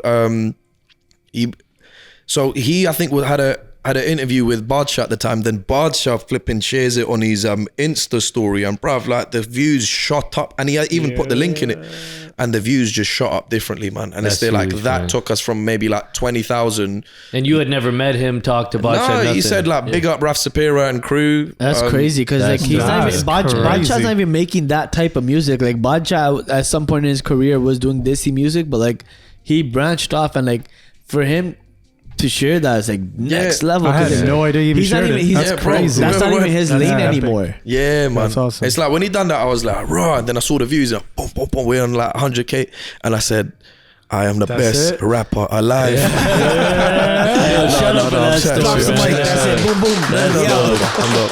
But at the same time, so boom, like, that's come out. But the reason I say that, so I'm gonna fast forward a little. I don't know if you've got these questions. We'll come back to it later. That's right, you already fucked up my whole thing. So Yeah, it's nah, okay. all right, boom. So once upon a time in London, we had Sidhu Moosewala Yeah, shooting shout 2 out. music videos Yeah. with yours truly. And before we done that, both of those tunes were produced by Still Bangles. Yeah. So then Celebrity Killer, Signed by God and Celebrity Killer. Signed right? by God and Celebrity Killer. But Sidhu had a very particular vision with the drill sound, especially on Celebrity Killer. And I was fortunate enough to actually hear most of the album before release. And he was there like, bro, I love your visuals. Even that conversation was fun, but we'll get into that. He's like, I love your visuals. Listen to whatever you want to shoot and pick. And I picked Celebrity Killer. I was like, bro, I heard Tion Wayne. Oh, he gave you the Bangles. album to listen to. Yeah, he's like, pick Yeah. whatever you want. And I said, bro, I beg you, let me do that one. He's like, all right, boom. So Was Tion already on that? he was already on it. Yeah. Okay. I hadn't heard that bit, but I was told like Tion's going to be on this one. So I said, all right, cool. bro, when we were going around that day to like look at locations in East London, in Still Bangles' hometown, obviously he was there with another brother whose name I've forgotten, but I think he's involved in production as well. JB, I believe his name is. If not, apologies. I think he was sitting in the passenger seat, and there was a couple other brothers that work with Bangles, Mad Brothers Productions. So we got talking, like you know, outside of film, I also do music and all that stuff. And he's like, "Oh, sick! Let me see your music." Showed him the music stuff, and then I think it was the gentleman sitting next to Bangles. He was there like, no, I think Bangles said he's there like, "Is that your voice?" I said, "Yeah," and then they took the phone forward. I think they're looking at it now. And then I think JB grabs the phone and he's there like, "This is you." He's there like, "I've seen this song before." And that's one weird thing about Glassy Rhythm, bro. Like whether you know Raf-Saperra or not, someone's shown you that song or you've heard it somewhere. And I swear to you, bro, I've done a handful of shows now. I done a special appearance at the AP Dylan show. That actually AP Dylan. All the fans in the comments are like, No, you ain't catching me out like that. How bro. was that show, by the way? You guys Bro. had a big storm and it got switched up like to another date and all that. Yeah, man. Like I couldn't make the London one because obviously dates didn't work out because of the whole O2 situation. But you know, I made the Birmingham show, and let me tell you, bro. Like I feel like I was kind of like sitting on the fence. I was like, bro, the people that are into AP's thing, that you know, they like, you know, his thing's not dissy, bro. Yeah, musically, it's different, anyways. yeah. So I'm like, and the crowd was quite young. So I'm there thinking, all right, okay, yeah. This is just going to be a quickly get on stage, do your thing, you know. परमात्मा ने मेहर कीती है, मैं आज इत्थे आया ਤੁਹਾਡੇ सामने perform ਕਰਨ ਲਈ. But let me go home. How many people in the building? Sold out venue. I think it was like above 2,000, bro. Like Nice. packed, like the top, the I seen the bottom. videos and I seen you rock out with the tollies and everything. And like, Yeah. I was like, yo, this is crazy. So, bruv, like all I know is I done this. I came on stage in my, you know, chatting shit, saying what's going on, walk on Birmingham, this, that, and the other, and then I done a shed. And then straight from that shade, we went into Snake Charmer, and then a dun dun dun dun dun dun. And bro, I swear to you, when that drop, it hit on Snake Charmer, And you were bruv, ripping in the Pangra moves there, bruv, too. that audience just went nuts, bruv. I was there crazy. like, fam. Yeah, like I didn't know man's like me this much. And that drive back home, I think my boys were kind of just saying to man, like, I think you need to take this music thing seriously, because I don't even think you. But if they ain't saying it, I'm saying it, bro. I mean, 100%. You bring that, like that energy you bring. I'm like, when I hear your music, I'm like, holy shit! Like, yo, it's like, I'm sorry to say, but it's like when you first time you heard Jazzy B, it's just like, holy shit! Like this is like our Jazzy B, like this is our culture Jazzy B, bro. It's crazy. No, but you know what it is? Refreshing, bro. My mandem's point is this: they're like, you need to take the music thing seriously, because I'm a very normal guy, bro. Like, I'm a guy from South London, Streatham, who likes doing Punjabi music, and I'm doing it. But at the same time, my boy's point is like, I think you don't really actually know how big you are, and you have to take this music thing a bit more seriously. And I'm there like, nah, yeah, but nah, bro, literally imagine on my flight to Canada, yeah, I've gone through London Heathrow, fine, everything blessed. I'm waiting by the boarding gates. They're going to check the thingy, yeah. I see one gal over there, she looking nice as well. But anyways, so boom, man's gone through the whole thing, yeah. I'm like, all right, boom, yeah, I've showed them my pass. I'm going through. I see this gal come up, she's like, yo. She's there like, she come in a mask as well, and I'm wearing a mask. She's there like, are you... She come round up, excuse me, sir. I was like, yeah. And you know, I'm a brown man being chased in the airport, bro. Do you know what that is? That's You're scary, like, yeah. bro. That's scary. I'm like, what? Nah, listen, I'm legal. Now, they're like, she's like, are you Raf-Saperra? And I'm like, yeah. And I swear to you, for a millisecond, I was there like, maybe they're gonna like give me some special service on this plane. I was like, who is responsible for this? Did my manager Sultan do this? I'm like, this is brilliant. And it wasn't that, unfortunately. But it was even bigger than that. It was just love, man. And it's just there like, are you Yo, Raf-Saperra? honestly, before That was in London. Yeah, bro. And I was there like, how did you clock? I'm wearing I'm thingy. She's like, I can tell by your hair, and like your style. And then we It made your day though, right? bro, we took a picture. Are you bringing the perm back with the hair? By the way, I seen that when you walked in too, Listen, bro. let me tell people right now, yeah. For some, I see some brothers perming their hair, yeah. This is all natural. You see this, yeah. Put a bit of water in that thing goes up, fam. Man, looking like a young. Okay. Going back to the whole like getting noticed kind of thing. Like before, like I woke up this morning with my first phone call today was JJ saying, "Hey, we're going to podcast for Raf." Right? I was like, yo. Cancel all my plans for the day. I'm coming to the podcast. 100%. But before that even happened, like yesterday, like maybe like around 1 a.m. last night, you posted a picture of you at the CN Tower. My friends in our WhatsApp group was like, yo, Raf-Saperra's in town. And like that was a good thing in our group. Like, yo, he's here. Like, what's he doing? Why is he here? Like, Why is he here? Yeah, why is he here? And then today, JJ called me. And he's like, so a podcast? I was like, hell, motherfucker. Like, I'm there, bro. Yeah, Like, love. it's crazy. Like, That's crazy. You know man. what? It was obviously, bros. JJ is known when I've been here, man. But I was there like I want to because you know what? I feel like although there's a lot of big things that happen in Punjabi music, man, but I feel like there's not a lot of events, and I love making things as theatrical as much of like a movie going experience, man. I remember when the Pokemon movie came out, Mewtwo vs Mew, bruv, I felt like planet Earth was gonna end. I was there like, oh my god, like I saw the pictures and I was so gassed. And outside Streatham Odeon, that is the cinema house in my town, and over there, bro, like people were standing outside. They were giving you like, you had shiny like Charizard cards that were given out. There was like an ancient Mew, and it was just such a experience, thing, bro. yeah. And it's there like, I think the smallest thing I can do for a following that I've got is at least, rather than just start recording stuff, I like presenting things. Like boom, I told my brethren, my friend, I told her I was there like, take me to the most kind of like iconic, there needs to be iconography in it, man. Like what is something that says Canada or at least Toronto?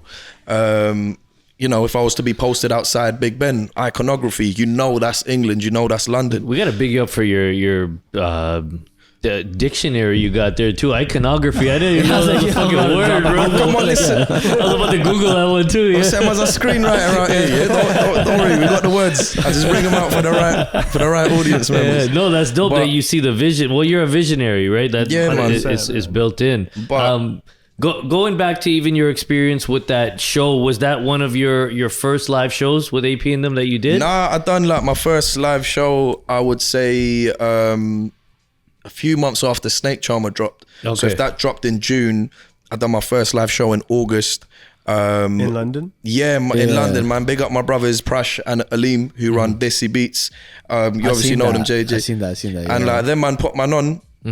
And obviously they gave man like a 6 slot as well. Like I was like, you know, there was a handful of headliners, and it was at Electric Brixton as well. So that show for me was like, it was big, car. It's there like, being from Streatham, you can't really get closer to a performance stage than, you know, the closest one to me would be Brixton. And it's like my childhood has been in Streatham and Brixton.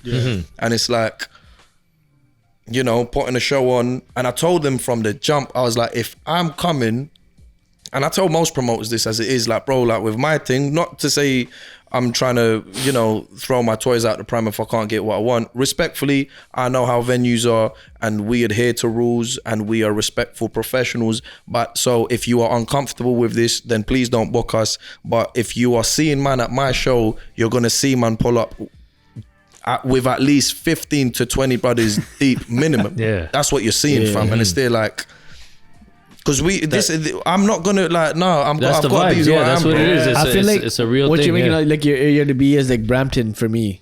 Yeah. Are you from Brampton? I'm from Brampton. Okay, born sick, and raised, bro. Not Yeah, born. no, big up yourself, bro. But you know what I'm saying in terms of Not like, born but raised. But yeah, I mean, I moved to Brampton when I was like 5 years old. So I mean, it's pretty much born and raised. Man. yeah, but it's there like, bro, like what I told Prash, I was there like, bro, like we're pulling up with the mandem. Like this is like, I'd say the biggest, although we've spoke about a lot of musical influences like Kuldeep Manak Saab, my main person has to be Star Nusrat Fateh Khan Saab. I can't sing like that, but you know, that is, in terms of like South Asian music, Punjabi music, that has to be the main person. But at the same time, bruv, like the amount of impact Woo has had on me, bro, especially Ghost and Rage, you know what I'm saying? The Gambino, like them, and it's there like, you're gonna see man pull up with like 15, 20 brothers deep, fam, minimum. Yeah. And it's there like, we've told them this. They said, look, the venue's very tight because COVID's recently been lifted. And, you know, big up these brothers, they made it happen. And I swear to you, that was my first performance in Brixton. And I swear to you, bro, I don't think a UK audience anyway has seen that. Bro, we done the performance. We come to the last song. I always save Glossy Rhythm for the end, yeah. Bro, when I say you saw about 15, 20 brothers pulling up to the stage, yeah, and they're not even up in it. And I swear to you, the fucking crowd went mad. And there was this fucking hooligan energy that I was feeling in the crowd. And it's still like, that's why when man say, if you want to kind of compare, man, respectfully, like, you know, these guys are my seniors, not to say that they're kind of like older brothers or anything. They're all young men. Like when people make comparisons with me with JK or with Jazzy B, but it's still like, fam, in terms of what I'm bringing, in terms of a certain energy that I bring into the crowd, in certain the ill manners, the hooliganism that I'm bringing, in terms of even kind of the reception, the way that the man them give, man, bro, it's still like no Punjabi artist is doing that. Honestly, speaking on that, like, man. You posted this video and I seen it on TikTok, right? Yeah. It's this Gora DJ in the club. Singing fucking Glossy Rhythm. I was like, yo, I saw like, that. it's a track for the hood. Like, it's for the hood, from the hood for the hood. Like, that's exactly what it is. 100%. Yeah. If you like a Glossy, man, he's, you know. he's ripping every Like, single it was lyric, crazy. Like, that was everything. that for me was like, yo, like when you posted it, I was like, yo, this is sick. But like I seen it on TikTok like 2 days before, I was like, yo, I'm like, man's making like, he's like touching everybody across the board. Like, this is from the hood for the hood. Pause. But being original like that and coming into these type of scenarios as like who you are, how was it dealing with these other, like, did you get to interact with AP and Grinder and those guys? How was that interaction? nah, we didn't get to interact. No, not at all, eh? No. Oh, okay. And on the other show that you were on, did you get to meet any other artists? How's everyone doing? Everyone bless you? Is there a little more to that story? No. that It was we're missing? literally. I got to keep it real. I feel like because I was so in and out. You know. Nice cover up. You know, them man are doing their thing. So like, one man come down. I was performing first as well. You know what it was when I'm performing first, JJ. Man got come in and just leave. Yeah. So it's one of them ones. Like, bro, like I just done my thing. I didn't really get to see them, man. You I gotta got a just do question your for you. thing. I got a legit question for you. Not for that. Hold on. No, Questions haven't been legit? No. My bad. I'm kidding. Okay. About performing on shows. The one I've been really curious about, and I think we talked about it a bit in the studio before, but when you were DJing with Young Sing. Yes. Oh, not DJing, sorry, singing on stage while he was DJing. Yeah. You told me about this whole like different element that you felt compared to the rest of Punjabi music when you were on stage with him. I want to hear about that, and I think other people need to hear about that too. So, the year was 2021, and I think the month was October, September. I don't know, one of them ones. Not too long ago. And basically, I first saw Young sing. I feel like for a majority of the viewers who ain't probably heard a Young sing from before, but after that Boiler Room set, I think mans knew who Young Sing was. Hell yeah. And I just saw this video, and it's still like, my thing has always been culture. And I know some people have kind of hit me up saying like, just because you're doing XYZ doesn't mean it's for the culture. But I think their scope is very narrow. I don't think they understand what I mean when I say culture. The reason why we've got, not saying I'm responsible. Look, my point is my black brethrens are singing Kaka Peniola. That's culture, bro. Do you know what I'm saying? 100%. We got Will singing Glossy Rhythm. He's singing those words better than a couple uppity that I've seen, bro. That's culture. Do you know what I'm saying? And in the same way, when I saw so many sings, and I got to say it as bluntly as that as well, I saw in the heart of a Boiler Room set, over there, bro, you got a bag of sings over there, and you've got fucking Nog playing, bruv, and I'm just like, that video set the internet on fire. Fuck, and I'm like, and there's something about Nog, it's like, it's a nice Bhangra track and whatnot, but bro, and these were conversations we had with Shindaji as well when we made Snake Charmer. There's a swing, there's almost like a very soulful Kavishri Tadi element in Nog, which gives it that bounce, bro. And Jazzy's just sung it on flipping F sharp like a bad man, and it's almost it's almost like it's spiritual, bruv. I don't know how to put it, bruv. It's the Tadi aspect, like the Tadi aspect, and it's just 100%. like, even in terms of the way Jazzy's singing, like, bro, It's like there's a Kavishri. there's a lot of Surile Bande out there. Don't get me wrong. There's a lot of Bande that can do this, that, and the other. Get me someone to sing like Jazzy B on Nog. Mans can't do it. I'd done that, and I was so lucky that people bigged it up. But if I could delete that video, I would, because bruv, like Jazzy B's Nog is something else. So when I'm now seeing this, Young Sing is playing this in a predominantly non-Asian crowd, and I'm seeing the impact it's having, and I'm seeing the song, which is kind of like my baby, I'm like, I gotta big this guy up.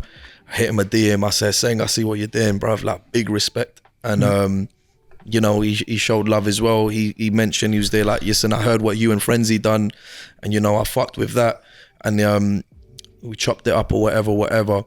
And then bro had another show going on called Dialed In. For those of you who don't know, I think it's like a predominantly like a very electric kind of sound to Dialed In. If that's not the case and I'm saying something wrong, apologies. But yeah, so as you can already tell in terms of the kind of sounds that are being dealt with, bro, it's not your usual Punjabi crowd. The mans ain't coming to hear Tolki, Tumbi and all that, and there's nothing wrong with that. But when you around a non-Punjabi crowd, and you know, and you got a name like Young Sing, you know, it's kind of almost like the pressure's on. So boom, dialed in. Me and bro have had a chat. He was on the phone. I said, bro, send me a number. We're talking, chopping it up. He spoke to me about Snake Charmer. He said how much he likes it. I told him how much I love like what he done at Boiler Room. There's mutual respect as artists that we had for each other, and he said to me like, I'm gonna spin your thing at Dialed In tomorrow. I had tickets and I was like, you know what, it's my friend's birthday. If I can make it, I'll make it. If not, I'll be there in spirit. Big love. And ਮੈਨੂੰ ਉਦਾਂ ਲੱਗਿਆ ਸੀ ਕਰਕੇ ਯਾਰ ਬੰਦੇ ਕਹਿੰਦੇ ਨੇ ਮੈਂ ਕਰਨਾ ਕੋਈ ਕਰਦਾ ਹੈ ਨਹੀਂ ਤੇ ਮੈਨੂੰ ਸੀ ਕਿ ਜਿਹਨੇ ਨਹੀਂ ਵੀ ਕੀਤਾ ਝੂਠੇ ਮੂਵੀ ਅਗਰ ਮੈਨੂੰ ਕਹਿਤਾ ਨੇ ਯਾਰ ਇਹ ਵੀ ਬਹੁਤ ਵੱਡੀ ਗੱਲ ਹੈ. So anyways, he's now said, no, he ain't said nothing. So I've kind of left man to it. All I remember is coming home that night and I'm seeing me tagged in, and bro, I'm seeing Dialed In, Snake Charmer drop in, and the way I'm hearing this crowd going dirty, hey, I'm like, bro, I got goosebumps. I was there like, fam, like Punjabi music, like if you get a doll sounding right, yeah, and like you got the mechanics and you got brilliant technical team to get the Shinda. There you go. Planet Studios. Bro, when I heard that all and just the flipping power of Punjabi music, I got chills, man, and I was there like. So how was that? Just out of curiosity, how's that recording process going with Shinda? Like Shinda's like known as one of those very like strict. Yeah. I'm gonna get back to that. I just got to come to the point bro was saying about Boiler Room. I just got to give everyone the epilogue, like you got to know the backstory before you get to the story. I want to hear that. I want to know what Boiler Room's all about too. Yeah. So it's like Boiler Room's happened, Dialed In's happened. So he's going to like different kind of like landmarks, and now comes so I saw that and I said to him, saying, next one you're doing, I'm gonna come there. Like no matter what I'm doing, I'm keeping it free. I'm coming there to support your set. Performance I went with my boys, we got tickets.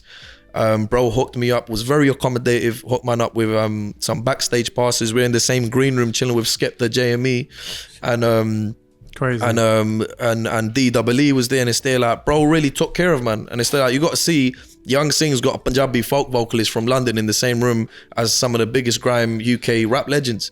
And it's there like, okay, the time is whatever it was. I was like, bro, don't forget we're here to see Young Sing, yeah? Like, man, let's go over there.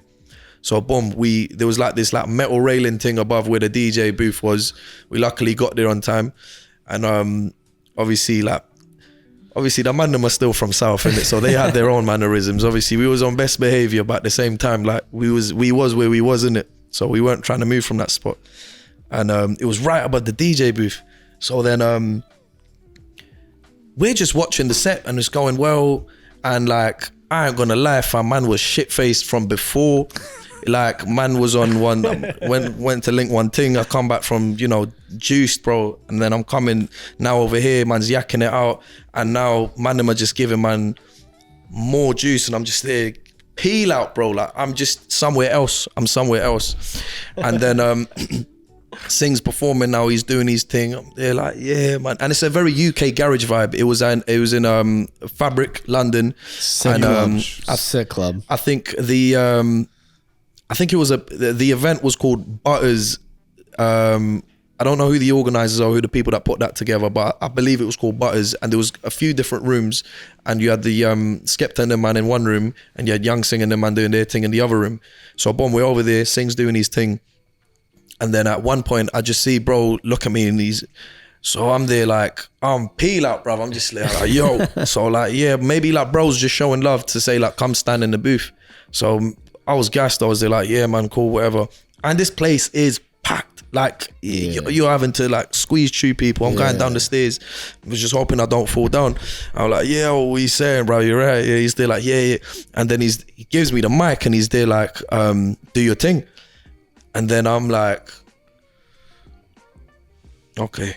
Okay. I'm like, yeah. So I'm like, yeah. Switch on the dissy. Switch on the dissy. He's there like, no. He's like, jump on the garage.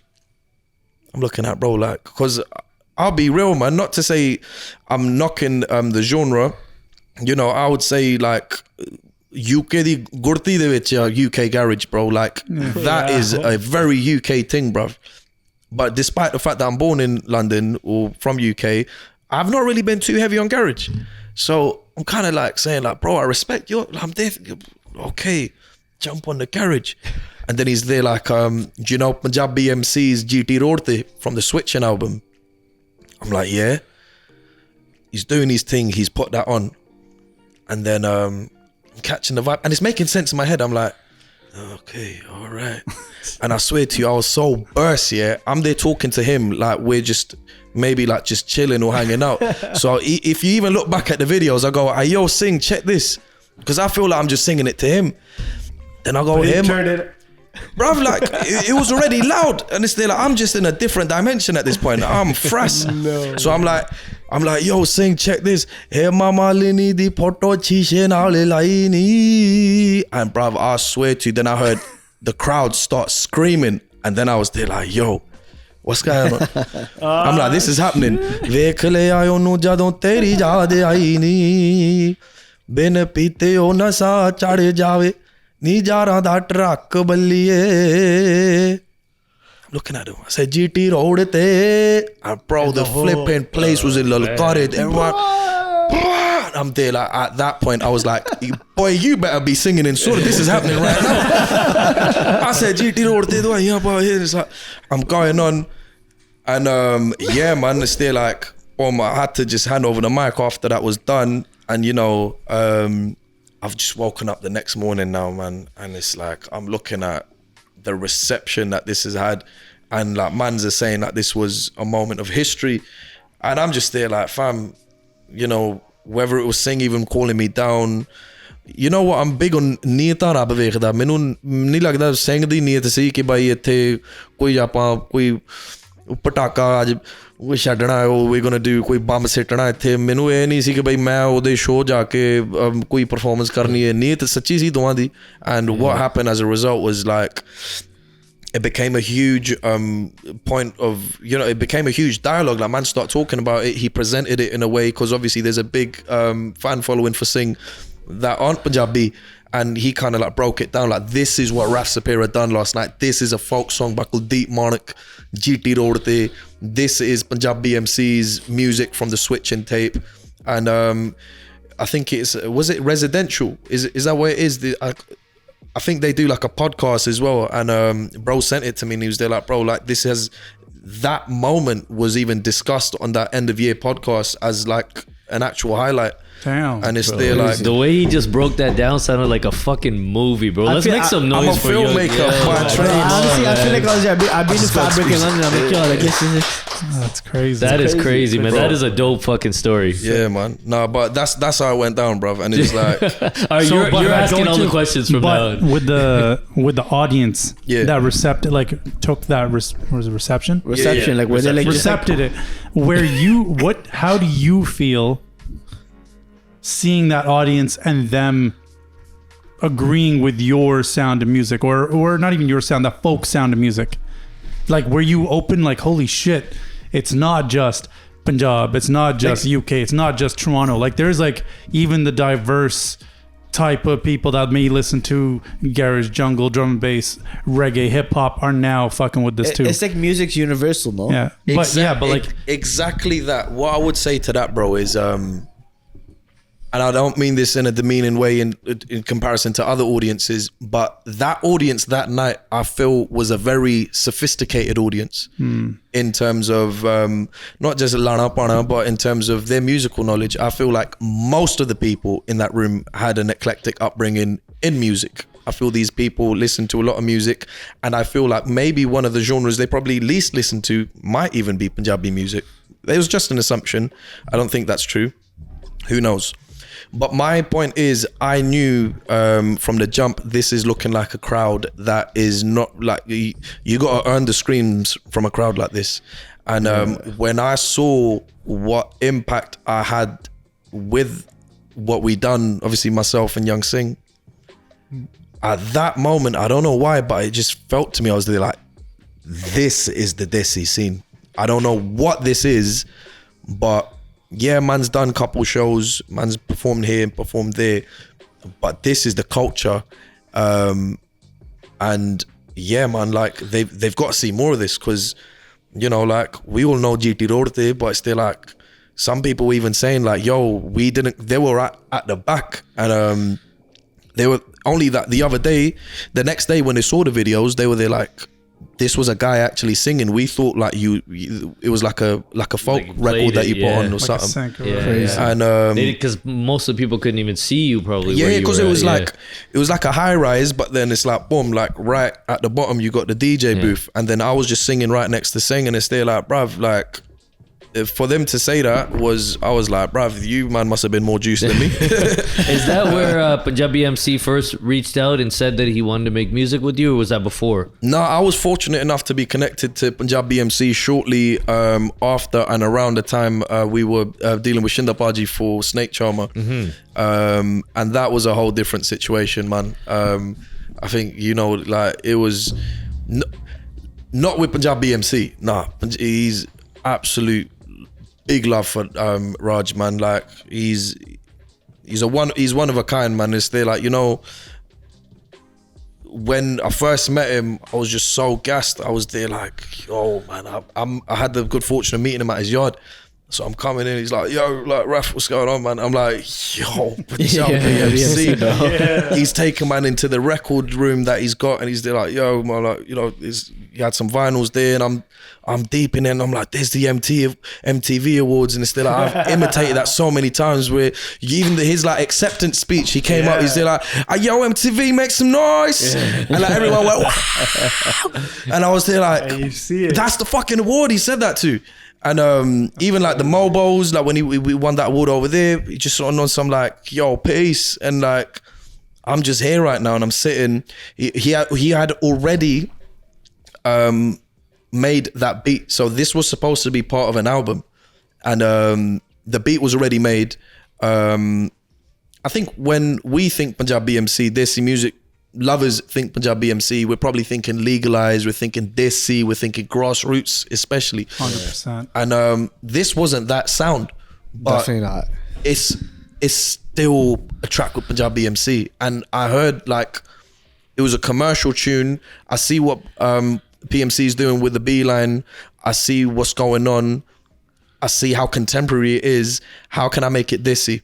And obviously we went over two different melodies that they had done that tarj, and there was a bit of back and forth, and then the project, due to a lot of politics, you know, you gotta address certain things for what they are. I ain't gonna sugarcoat shit, man. I don't owe that to anybody. Due to a lot of politics, and that project was taken away. And that was the biggest kick in the teeth. I was like, bro. Politics, how? Like people didn't like the fact that you made a song with PMC? I think people just felt like we are going to take this away from you because we can. And I was like, okay. But he who God blesses, no man can test, fam. So come October, we done a show. PMC was over there, and PMC's manager as well, Reka, lovely lady. And she was over there and she was there.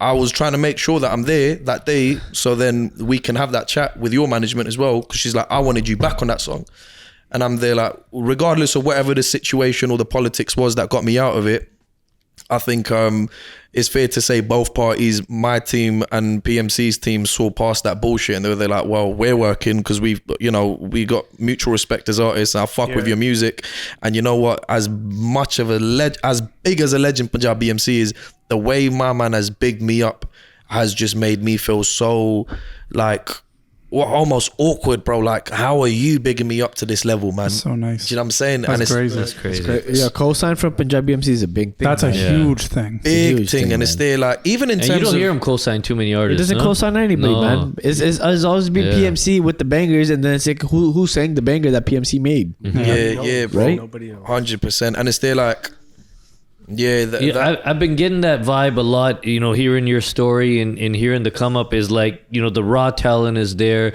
the visionary is there, the visuals are there, the culture is there, but it seems like you're not very fond of the industry, and the industry is trying to put almost a ceiling on what they know you could become. Have you faced, am I wrong to believe that? you know what it is, bro. It's there like at the same time.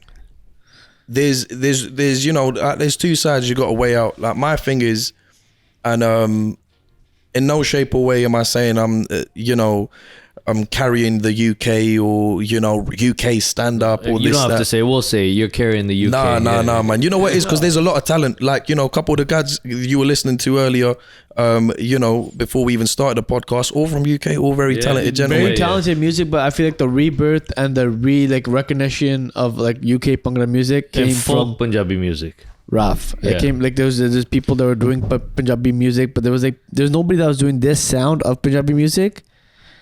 And I that think came- there was two. There was one was JK when JK came But out. JK hasn't dropped an album I in a agree, very long but time. there was a hype when JK came out, and then it was just the songs came out too sparsely. Like they weren't one after another. Like we didn't get to hear Yeah, them like- as much as we wanted to hear them. I'm not putting With JK you, down. I feel like you've been coming out with stuff Yeah. non-stop that we can As much keep as, like, listening I feel to. like before we're like, yo, personally what's speaking- next? The We hear momentum. He what's picks next, up on the yeah. momentum moment. Personally speaking, I love JK. Like Same. True School, the Like, whole it's camp. crazy. I love what they're putting out. Yeah. But I feel like JK hasn't he's put out songs like every like year or whatever. Every couple of years he puts a song out, but it's all good. Like the good songs. Don't get me wrong.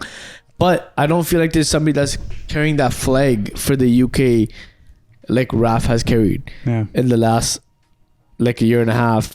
There's nobody that's come out and just consistently put out music. Like JK puts out music. JK has put on a banging album, and he's still ripping it and doing everything with that first album. But it's like nothing has like. There's he's- only two guys in UK in general, to me personally, from producer standpoint. Manny is the only guy who's been carrying it production wise, And- I feel like you, yeah. as an artist, And are the it's- only it's person. no only two disrespect to people. them as artists. They're Nobody, but, amazing. like, yeah, They're amazing because they're good at what they do. But I just Still feel love like 'em. for the new generation, I feel like JK was like Industry-wise. that. Like when I was in high school and when I first heard JK, I was like, this is amazing. But like now, like 10 years on, this is like Raf's the guy that's putting it out, and like and it's not even like he put out one song, two songs. Like he's put out like a number of bangers, and that's like we're talking about him every day in our groups, and whenever he puts 100%. out music, it's like Raf-Saperra. Not even like being like a fanboy, none of that. Like it's just like I appreciate that, you're bro. honestly 100%. for a moment where the Punjabi music industry shifted over to India, Canada,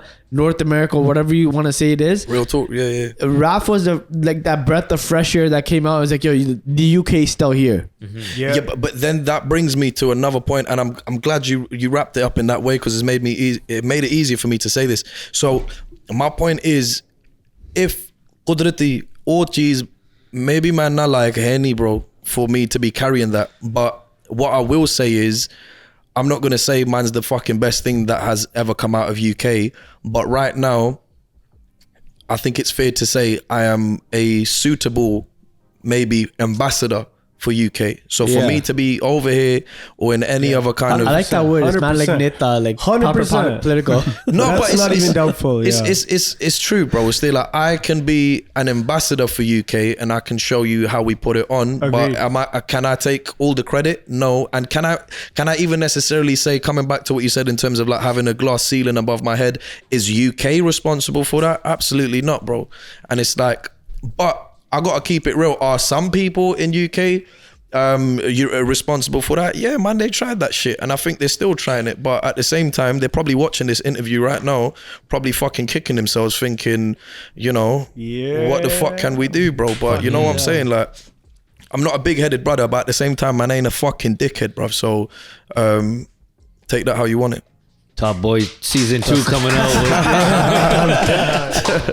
No, that's dope, man. Honestly, just speaking to you, it's, you know, we've had a lot of artists come on and a lot of great artists, a lot of good people to speak to. But when somebody is speaking from the heart and is really, really into their craft and what they do, you're one of them, man. You're one of those guys for sure. But one thing I'd say about UK is like, I feel like we should work like more, bro. Like as in sing Kumbaya and make music together. Basic in a nutshell, yeah. Like why shouldn't there be like loads of projects coming out? Like Manlo, say for example, if someone of the same style, or like maybe if someone is kind of giving you the same vibes, for example, let me put it like this: you had tapes where Shinda was doing the production, and you had Jazzy and like Binda doing their thing, and they were fairly similar kind of like style artists, you know. Shit. Do you know what I'm saying? And it's there like that was kind of celebrated before, and brings me back to the earliest point that I mentioned in the podcast. It's there like, how comes them man were more open minded than us? And like we're born in the West, we're supposed to be the liberal ones. Personally, we're the new generation, and like. Well, how was it? Sorry to cut you So off. I was gonna say, personally speaking, like I don't know, this is outside looking in. I'm not part of that culture. I'm not part of that scene. Yeah. But I feel like I've grown up like around a lot of the producers here in North America. Not a lot of them. Like the guys that are local to Brampton, I've been friends with them. I've had the privilege of being friends with them, and everybody's in one way or another kind of like helped each other out on the come up or done something on the come up, right? 100%. But I feel like. And I feel like that's specific to Toronto. It's not specific to anywhere else in fucking North America. I feel like all the homies that came up in Toronto at some point or another, they've helped each other. Good blood, bad blood, whatever it is along the way. They've when you need a hand, somebody's gonna come and fill that spot, right? Yep. I'm looking from the outside in. I feel like whether it comes down to like singers in the UK or DJs in the UK or whatever it is, it's always like me against you. Yeah. You know what? I feel like, coming back to your earlier point about the come up and the help, like my thing is this, bro, like I've got to give a lot of respect, and I even want to say this as bluntly as this is, like, bro, I feel the way Canada's kind of come up, like I feel like when Canada was coming up here, Canada reached out to other places, and I feel like other places might have turned around and said, nah, They said fuck off. fuck off, and they're like, yeah, safe. And it's still like the as a hustler, bro, it's still like what I see the brothers in Canada, the way they moved, bro, the way they operated, the way they supported each other, and the way they kind of almost like they made that the hub, like, bro, like, come on, like AP, where the man from? Do you know what I'm saying? Sidhu, where did he set his thing up from? And like, Cut in deep. The list goes I'm, on. no, Yeah. legit, I'm talking about like organically, like people that like I know personally, like Randy. JJ and Deep and Randy, like yeah. me from out of high school. I was like, yo, JJ, Deep, like, can I come to you guys' house? Can I sit with you guys? And like, and there was never a no, Yeah. ever.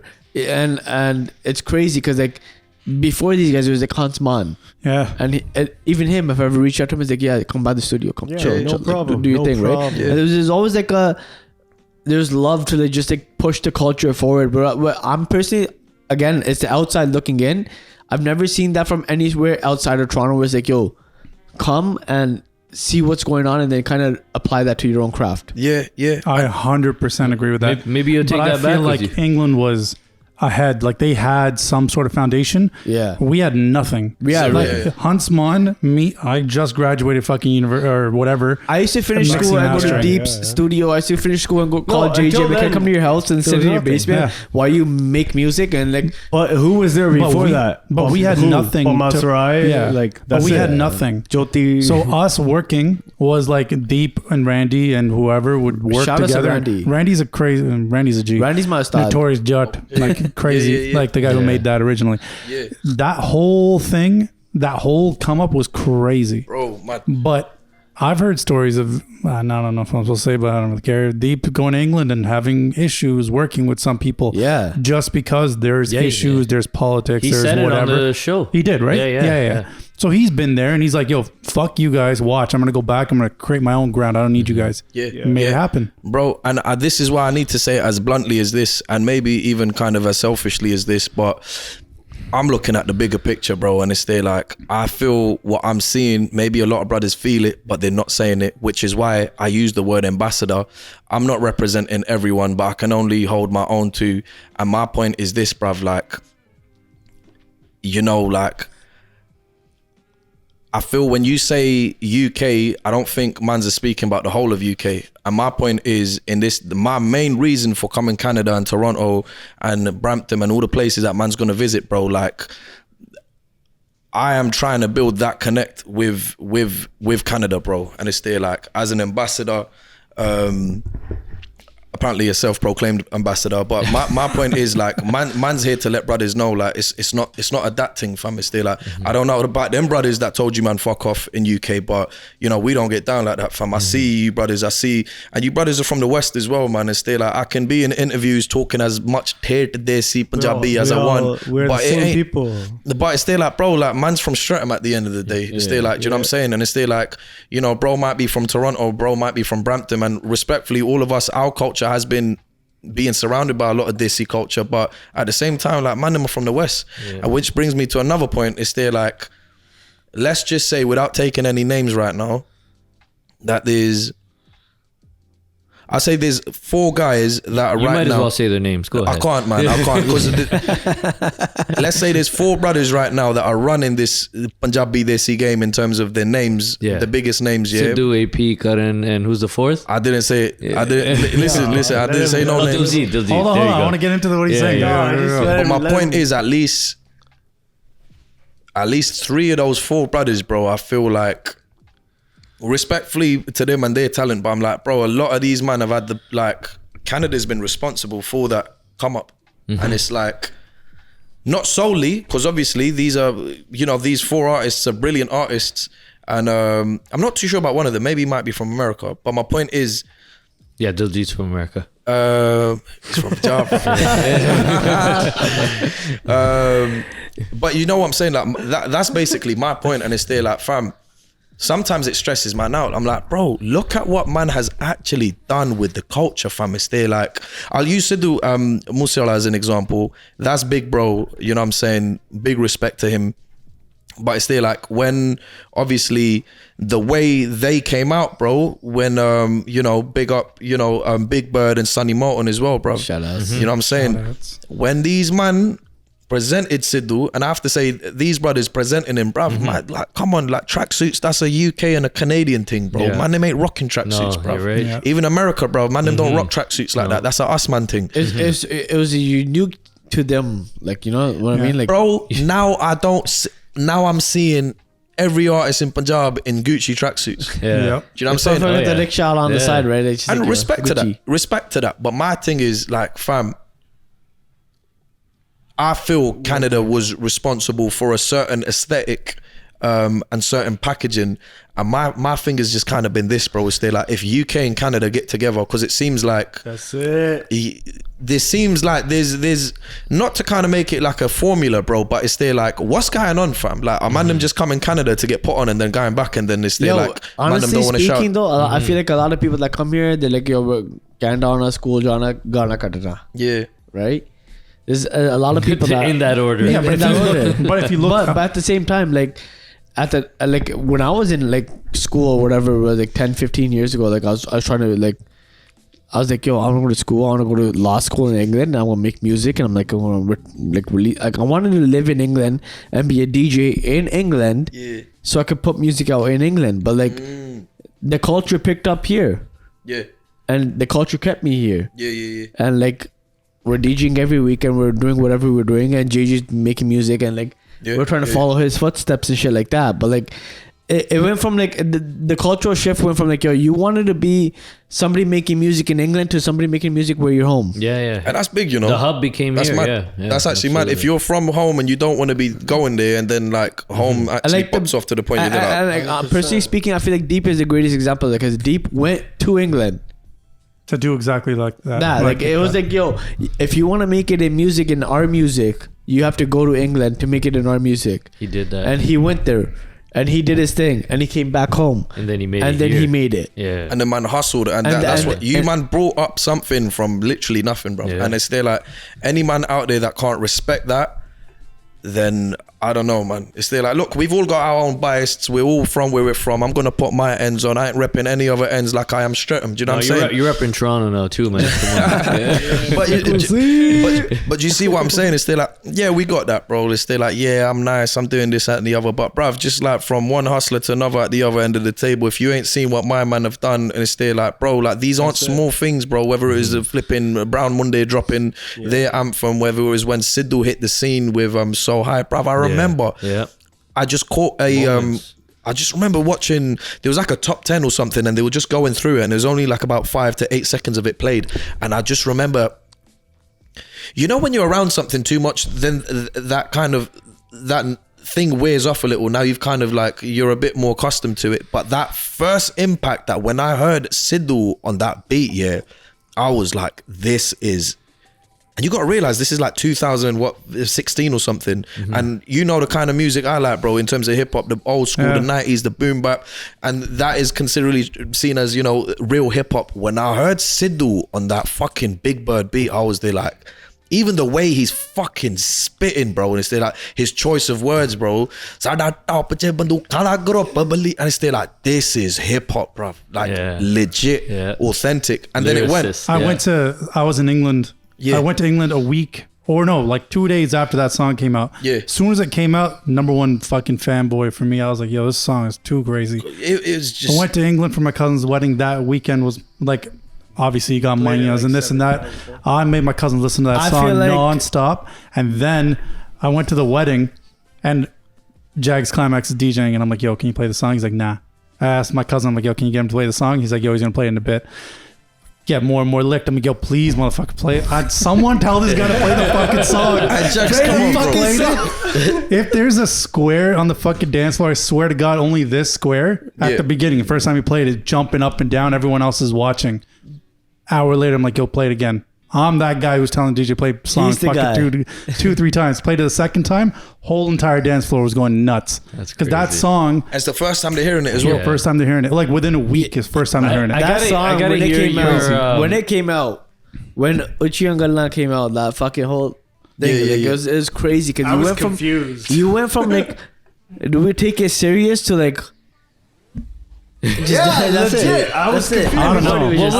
What was your is this a interaction? banger? You skipped past that earlier with Sidhu. How did that conversation go, and you working with him, and how was it working with a guy like Sidhu Moosewala at the top of his game? Not to mention when So boom, man does Milli 1, and then I'm back at the job doing my things, and then I'm looking at this I'm looking at the DMs, and I you know when someone's so big that you have just like, you know, they're not gonna check anything. So I used to play Adeel, and I'm going with my boy Sims to a Adeel gig, and I just remember taking Moosewala's playing in the car, and there was the Moose filter on Snapchat or something, so I put that on. And then I'm listening to the song, and I recorded it like that, and I sent it to Moosewala. I'm like, this guy is definitely not going to see this. So anyways, Milli 1 drops, and I get this DM from a guy, because you know there's like a million fake Sidhu Moosewala accounts out there. So I get one of another million Sidhu fake accounts saying like, you know, like, sick work, brother, like, I fuck with your stuff. And I'm there like, yo, man, this is fucking bullshit, man. Look at this. And I'm like, and they've even gone above and beyond to get the verified badge as well. Like, how the fuck did they do this? And then I'm like, I've opened the fucking DM, bruv, and there's that picture, there's a video of me with the moose. They're doing that. And I'm like, oh my days, this is actually my man. So I'm there like, yo, man's pulled up. I'm there, I'm calling my manager at the time. I'm like, yo, my man's hit me up. Like, how do you think I should handle it? He's like, oh my God. god. He's like, this is big. And this guy's managing one of the biggest Punjabi artists in the scene right now. Man's there like, oh my god, this is big. He's there like, and stay like, I had to just be myself and deal with, because you know what, with the thing with Sidhu is he chats like a brother, fam. Like you can chat to him like mandem. It makes sense.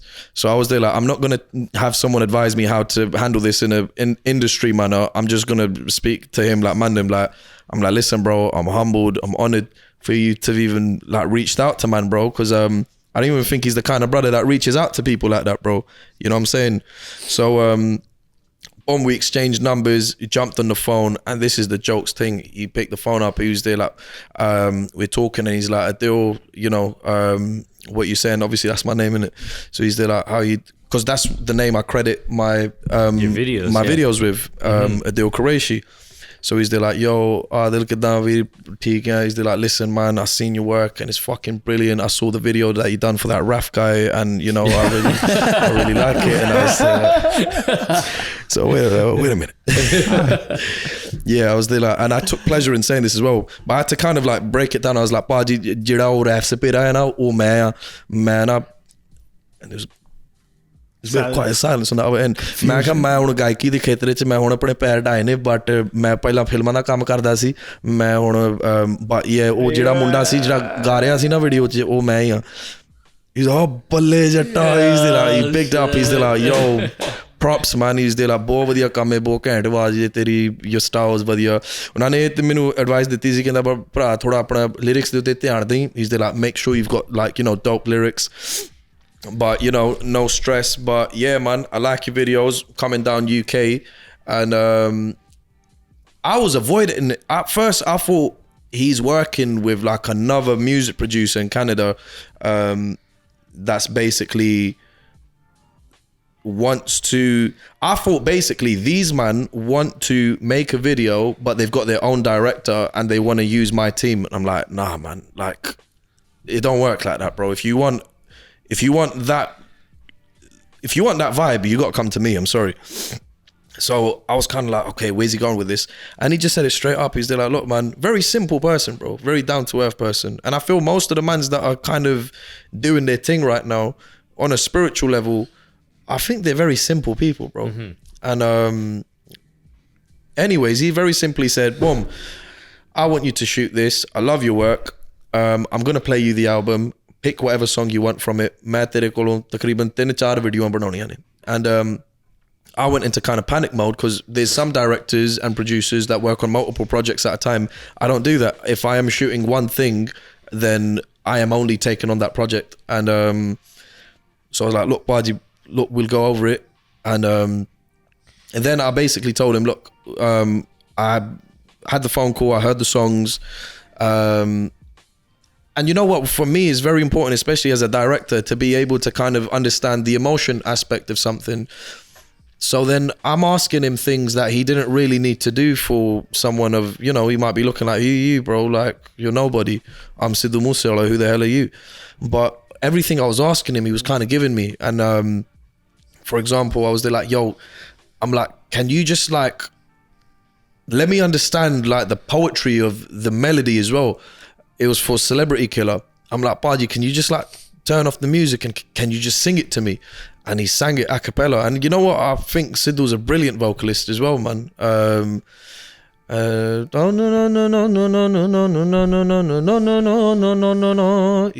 he's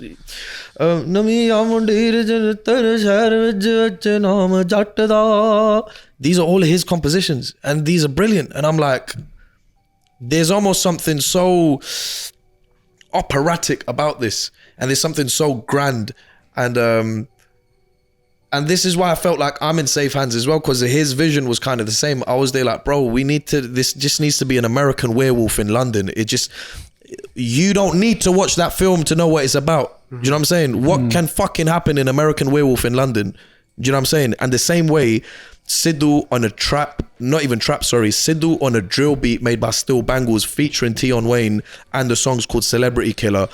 We don't need to do one of these big Punjab videos where there's a narrative and this is happening and that's happening. Bruv, we're going to be posted on the blocks. Obviously, this was shot in Bangles' ends in Forest Gate, East London. We're going to be posted in the heart of Forest Gate, shooting Sidhu Moosewala in London, and you don't need anything else, bro. This is your song. We got Sidhu over there in a fucking trap star jacket. You got DEE around him, and you've got like, bro, this is culture. ATVs, the whole deal. Brother, Yeah, like, this is culture, and it's there. Like, I was very happy with that video, and I feel like it didn't get the props or the love that it should have, maybe because it was releasing towards the end of the album. I feel like if the album opened up and the teaser was basically made from the footage of that song, which had a huge response. But as a director, I'm like, look, it's all well and good that we're going to do this, that and the other, and we're going to work, but like, I kind of need to know who you are, bro. It's like, I know you're Sidhu Moosewala. Obviously I didn't say this to him, but I kind of told him like, ਭਾਜੀ ਮੈਂ ਜਦੋਂ ਕਦੀ ਬੰਦੇ ਨਾਲ ਕੰਮ ਕਰਦਾ ਨਾ, ਮੈਂ ਉਹਨਾਂ ਨਾਲ ਥੋੜਾ ਟਾਈਮ ਬਿਤਾਉਣਾ ਹੁੰਦਾ, ਮੈਨੂੰ ਪਤਾ ਲੱਗੇ, you know, ਮੈਨੂੰ ਇੰਜ ਨਾ ਹੋਵੇ ਕਿ on the day some people they're like, oh fuck, like Rackstar, I think he's and H Dhami, I think they're brilliant on the spot performers. Like, oh bro, do something like this or do something like that. They'll do it there and then. Some performers aren't like that, and I need to make sure my client's obviously comfy.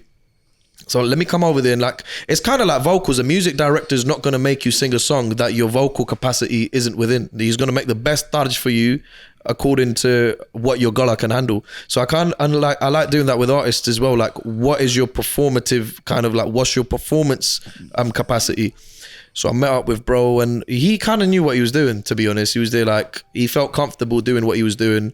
And obviously on the day of, I gave him directions, but my thing about Sidhu is this, is that the way I dealt with him, bro, you gotta realize, like, oi galandi, bro, sadagi, and this is a banda who is who he is. You know, if he's bigged up his side of Punjab, Mansa, Musa Pend, and he's talking about, you know, ਉੱਥੇ ਕੀ ਕਿੱਦਾਂ ਦਾ ਸੁਭਾਅ ਹੁੰਦਾ ਹੈ ਲੋਕਾਂ ਦਾ, ਰੱਖ ਕਰ ਪਾਨਾ ਉੱਤੇ ਖਾਣ ਰੋਟੀਆਂ, ਉੱਥੇ ਦੇ ਸਿਆਣੇ ਕੀ ਨਿਆਣੇ ਗੋਰੀਏ. Craziest line, bro. Bad boy lyrics, but it's still like, why does that hit more? Because it's still like, fam, I don't even need to go to your bend. I kind of already know what you man are on.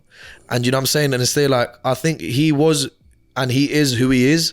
And respectfully at the same time, when I met him, he was so humble and so simple, bro. And I don't mean simple in a demeaning way. I mean, like, bro's got me sitting on a seat and he's like sitting lower than me on a laptop showing me stuff. Like, bro, this is the biggest Punjabi artist on the scene. And he treated me with so much respect. Kid and Sidhu were sitting there, and I swear to you, yeah, I played them Snake Charmer. He's like, Raf, ki chal raha aajkal? Have you got anything new going on? I was like, yeah. I played him Snake Charmer. He sat there with his phone, yeah. I see these men sitting there. I see bro listening to it. And then I don't know why, but I felt that I'm sitting there, the look that he gave Kid, yeah, and the look Kid gave him, I was like, fam, this tune's a fucking banger. Yeah. I swear to you, Which it is. I was there like, I don't. And then there comes that line. He didn't say anything, but he said, he was there like, it's dope. But then there's that line, ਨਿਤ ਰੱਖਦੇ ਆ Aslan core ਜੱਟੀਏ ਨੀ ਰੌਂਦ ਕਿਲੋਆਂ ਚ ਭੂਕੇ ਮੁਟਿਆਰੇ. At that moment, he said, who wrote this song? And I said, bro, the lyrics have been passed. I felt maybe he wasn't, maybe he was just genuinely asking. Who did write that song? Big up my brother, Villain. He's from Punjab, man. He's been responsible. His name is Villain. Yeah. My brother, Pama, we call him. But, you know, Villain is his stage name or his lyricist name. He's written Millie One, he's written Snake Charmer, and he's also written Get Up Bend. And you know, he's top 3 right there. And he's a writer who really understands. We was gonna drop like a cover, which was supposed to be kind of like my final cover for, I don't know, maybe 2020 or the 2019. I can't remember which one it was. And I wanted him to write like I got my boy Bobby Kang, who I'm gonna have some work coming out with soon. I wanted him to make like a proper hip hop kind of like jingling sound, kind of like almost like Jay Dilla kind of, but like meets Lord Finesse kind of evil vibe. Shouts to Jay Dilla. Yeah, I'm saying, and it's there like, yo, but we're gonna have it like on a gangster Christmas thing, like the kind of MF Doom Christmas like tapes. You see them ones? Yeah. I was like, yo, we're gonna have it on a gangster Christmas thing, yeah, and we're gonna talk about fucking robbing Santa Claus, bro. And I swear to you, we didn't drop it because vocally I weren't too happy with how it sounded, and the deadline, like we already, like it was too tight. But I'm telling you, this guy, bro, like he actually wrote the lyrics. Like my ideas come in English, but then he understands that, and it's there, like that teamwork there. Do you know what I'm saying? I feel I'm very lucky, and that's why I don't go exploring too much, because I know when I go out looking for things, I get upset because I don't find them.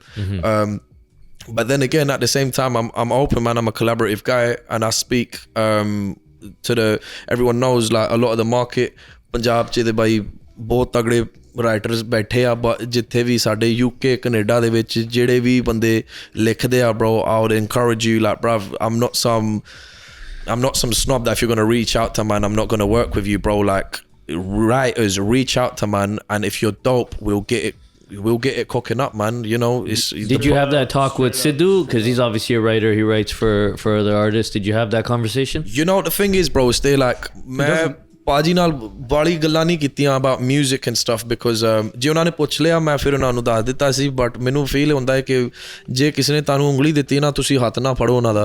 ते उन्हां नू पता है मैं Raf-Saperra, उन्हां नू ये भी पता है कि मैं Adeel Qureshi, the director, 100%, and उन्होंने Adeel Qureshi नू approach कीता है, so I will deal with them according to and जिन्ना माड़ा लगदा है, bro, फिर बंदे को जा पाजी मेरा है कर लो the whole world's asking him. So I'd love to have a song written by Sidhu. I would love to even do a collaboration, but at the same time it's just like I don't like forcing it, bro, and it's not really an ego thing either. It's just like you know, like, that's what comes the whole organic thing of Raf-Saperra. Everything that has come till date has been organic. Yeah, nothing has been forced. It's been organically. You are where you are as Raf-Saperra. Yeah, man. Because it's all organic. Just like St. Patrick's Day coming up, Miss Saga at a venue near you. By the time this comes out, it's not gonna be past. It's gonna 100% be past that. Oh man, Raf, man, I swear we could sit here and have like a 5-hour podcast, because talking to you is an absolute pleasure, man. You're fantastic. Your visuals that you put into, like when I sit here and listen to you, it's like a movie going on in my head, man. With these stories, absolutely, and we have to do a part 2. I thought that I was gonna be unprepared for this, and I was gonna like fuck it right up, but you carried the whole. I want to hear Raf sing us. I want to hear Raf sing us. You didn't hear it yet? Before I cut this though, I think it is important to say, I feel like one of, you know, like the first, I'd say, producers anyways from Canada that actually came out and showed man love. Actually there's been a few that'd be wrong, but I would say like in the early stages, you know, I got a big up, you know, J-Statik, and I got a big up Big Bird as well, bro. You know, both them, man. You know what I'm saying? Like, from the hood. You know, Bird's shown a lot of love from like the earlier stages as well, brother, and I feel like there's a lot of love in between UK and Canada, and I feel like I'm no one to actually say this, but I just want to let the man them know in Canada, bro, like if you man have come to do anything in UK and there's been some hostility or whatever, like that ain't us, bruv. Like I don't know who the man are, but like my thing is like, let's push the culture, bro, because I've seen, let's just look at the past like half a decade, bro. Yeah, let's not even look at a whole fucking decade. Let's look at half a decade of what Canada's done in terms of pushing the culture, bro. And I feel like right now it's very unfortunate, but that part of, I guess it can be debated, who's the culture vulture? Is it us that's jumping on the DCU? Is it like them? I think culture is what's created. If you're creating the culture, later on people are going to be carrying the culture. Yeah, same shit you're doing. The whole word it's culture is so divided, right? Everything that we've seen the UK do with these old school Punjabi, like Punjab 2000 podcasts, or not podcast, interviews and stuff like that, we just condensed that into a form of a podcast. And like, I mean, we're taking that culture from the UK of interviewing people and talking to them and seeing what they're doing, and we've put it to Canadian culture. And same things with music. Like even with music, we've taken things from the UK and kind of. That's what I'm saying. It's creation and recreation. Culture gets created again. If you look at hip hop and the influence it's had on Punjabi music from, let's say, like the last 10 years, even the newest artists that are coming out, from people in India starting to rap and actually do hip hop in Indian form, to people taking hip hop samples now and putting them into Punjabi tracks. Like I was just listening to one of yours, and you had it wasn't a sample, but it was somebody actually rapping in there, and I was thinking, okay, normally somebody would have put a Biggie verse or something like that, and they throw it. I don't know how they're getting it cleared, first of all, but This is don't get clearance. But I mean, there's people that are talking that gangster shit, and they're putting the hip hop vibes into it. Your thing is like the visual is so hip hop, but the vocals and the music is so Punjabi. It's refreshing, man. It's really nice to hear. I appreciate that, man. And I feel, you know, sometimes I hear like, don't get it twisted. Like, although I'm doing the folk thing, that is my foundation and that's my core and that's what I'm always going to do. But then I've dropped tracks like Simplicit, you know what I'm saying, where I've taken the risk of saying, you know what, my fans or my core following ain't going to like this.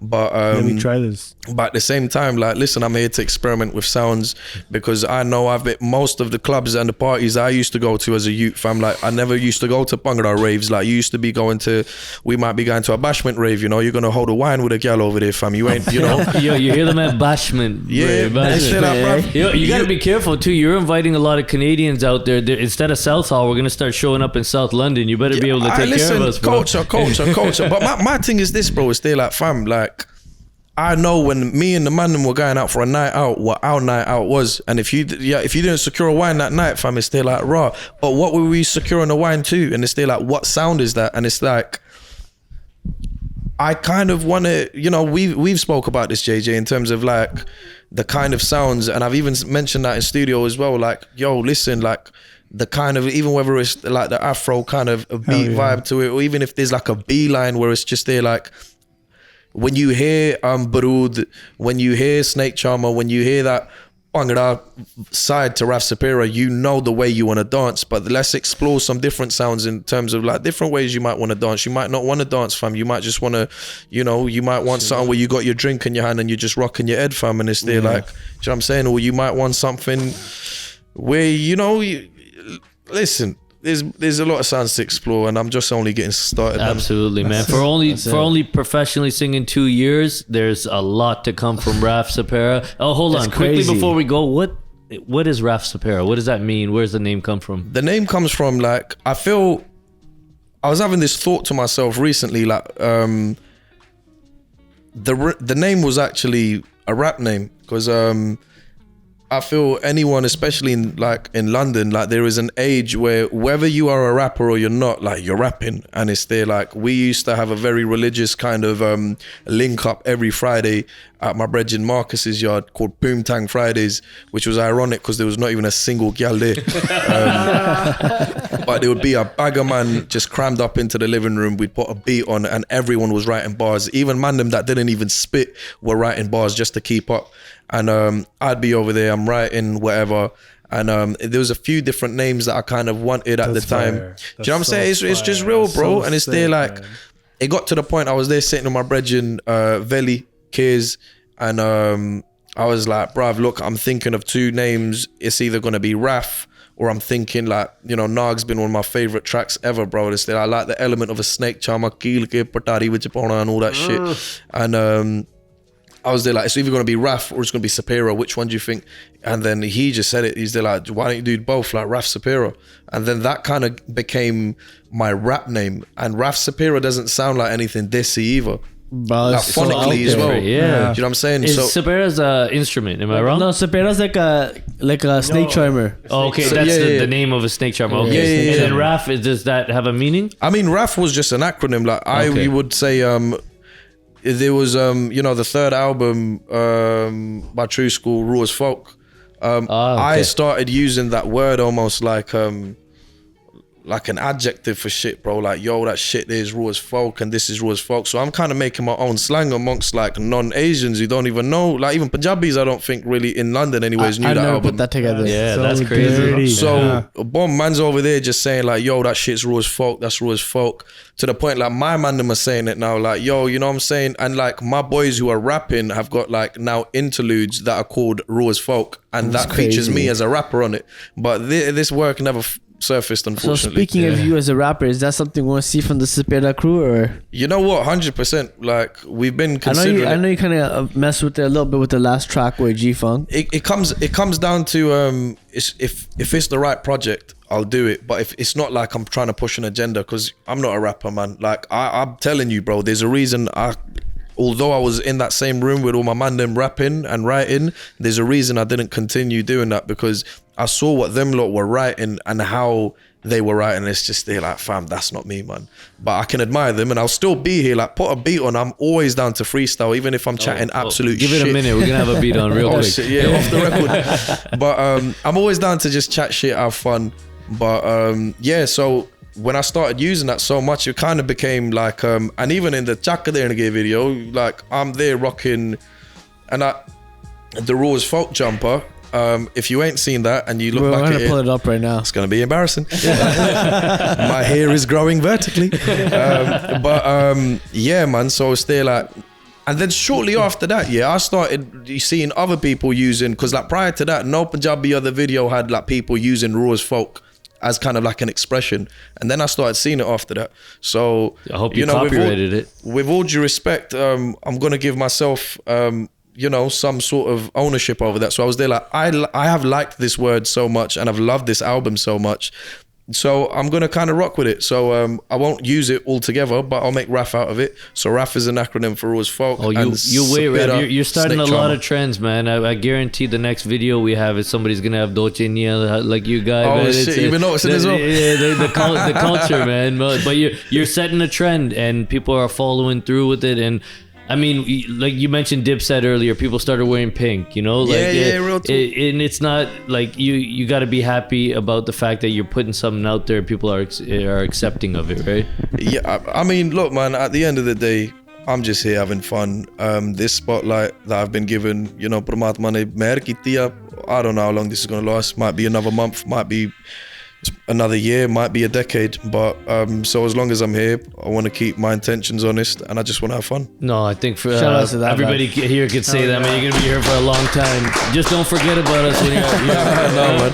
Raf, if it wasn't Sunday night and we weren't hungry as fuck, we would continue this, and we would get a couple more hours, because I swear there's so many things on my list that we didn't even talk about. Yeah, but man. part 2, part 3, you just gotta promise us that It's you'll come back coming, for man. that. It's coming. Yeah, It's coming, 100%. absolutely. We I don't know if we have time for the game. Are we gonna play the game today? Carlos, Yeah, all right. He's ready. He's like, All right.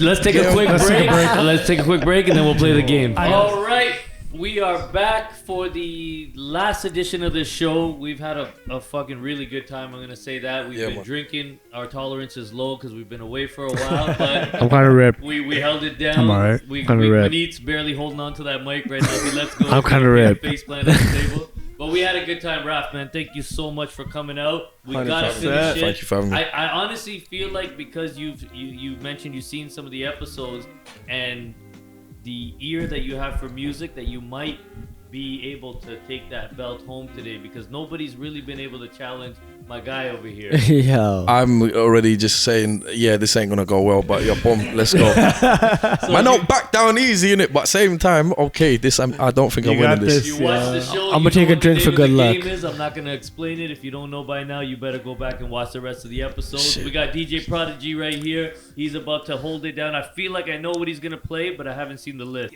Lucid Films, are we ready? DJ Prodigy, we ready? So wait, how do we? Like, is there like, do I have to do a buzzer sound? Like, No. Raf-Saperra's As not soon ready. as you hear him play that, whatever that sample is, Yeah. and you know what it is, you blurt it out. Okay, all right. Name the And if- song. And then it's If on two him. people- Hold on. Yeah. If two people say at the same time, it's on him to Okay. tell us who said it first. And so he's got to pay if you attention know to that. the song name, then you just name artist or anything else that you know of the We song can do after. it. Song heart is name and pounding artist. fast. Song name and Yeah. artist. Song name and All artist. right, Yeah. so song name first, and then if it's a Song tie, name and artist. and we'll do a quick test round just to test. All right, We're doing a test? 3, 2, 1. It's Let's too stressful. Yo, Ari, Rose Ari, folk, Ari. Muhu Rose boldi. folk, No. battle bully.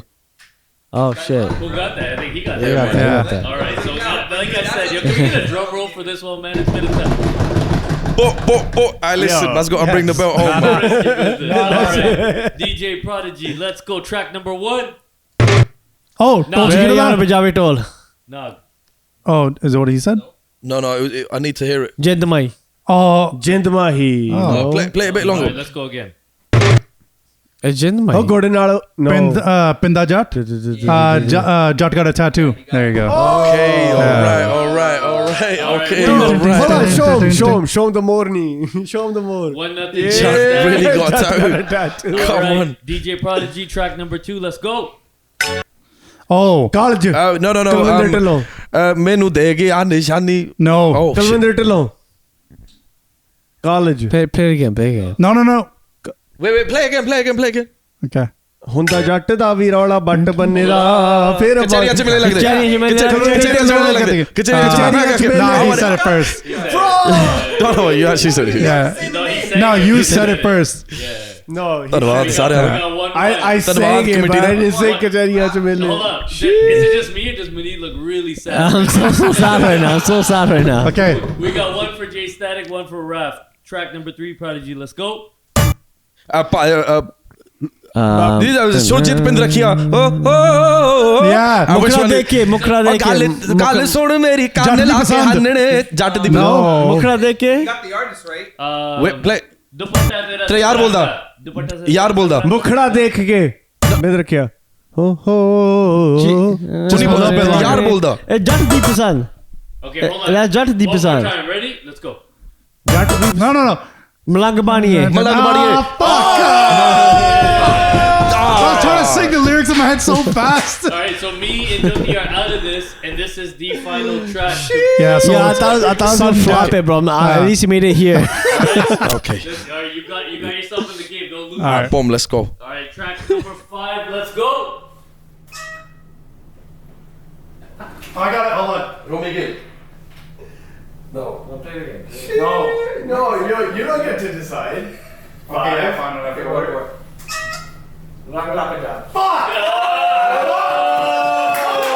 Yo, the champ is here. I said the champ. The whole valley was being. Oh, there goes the audio. That's it.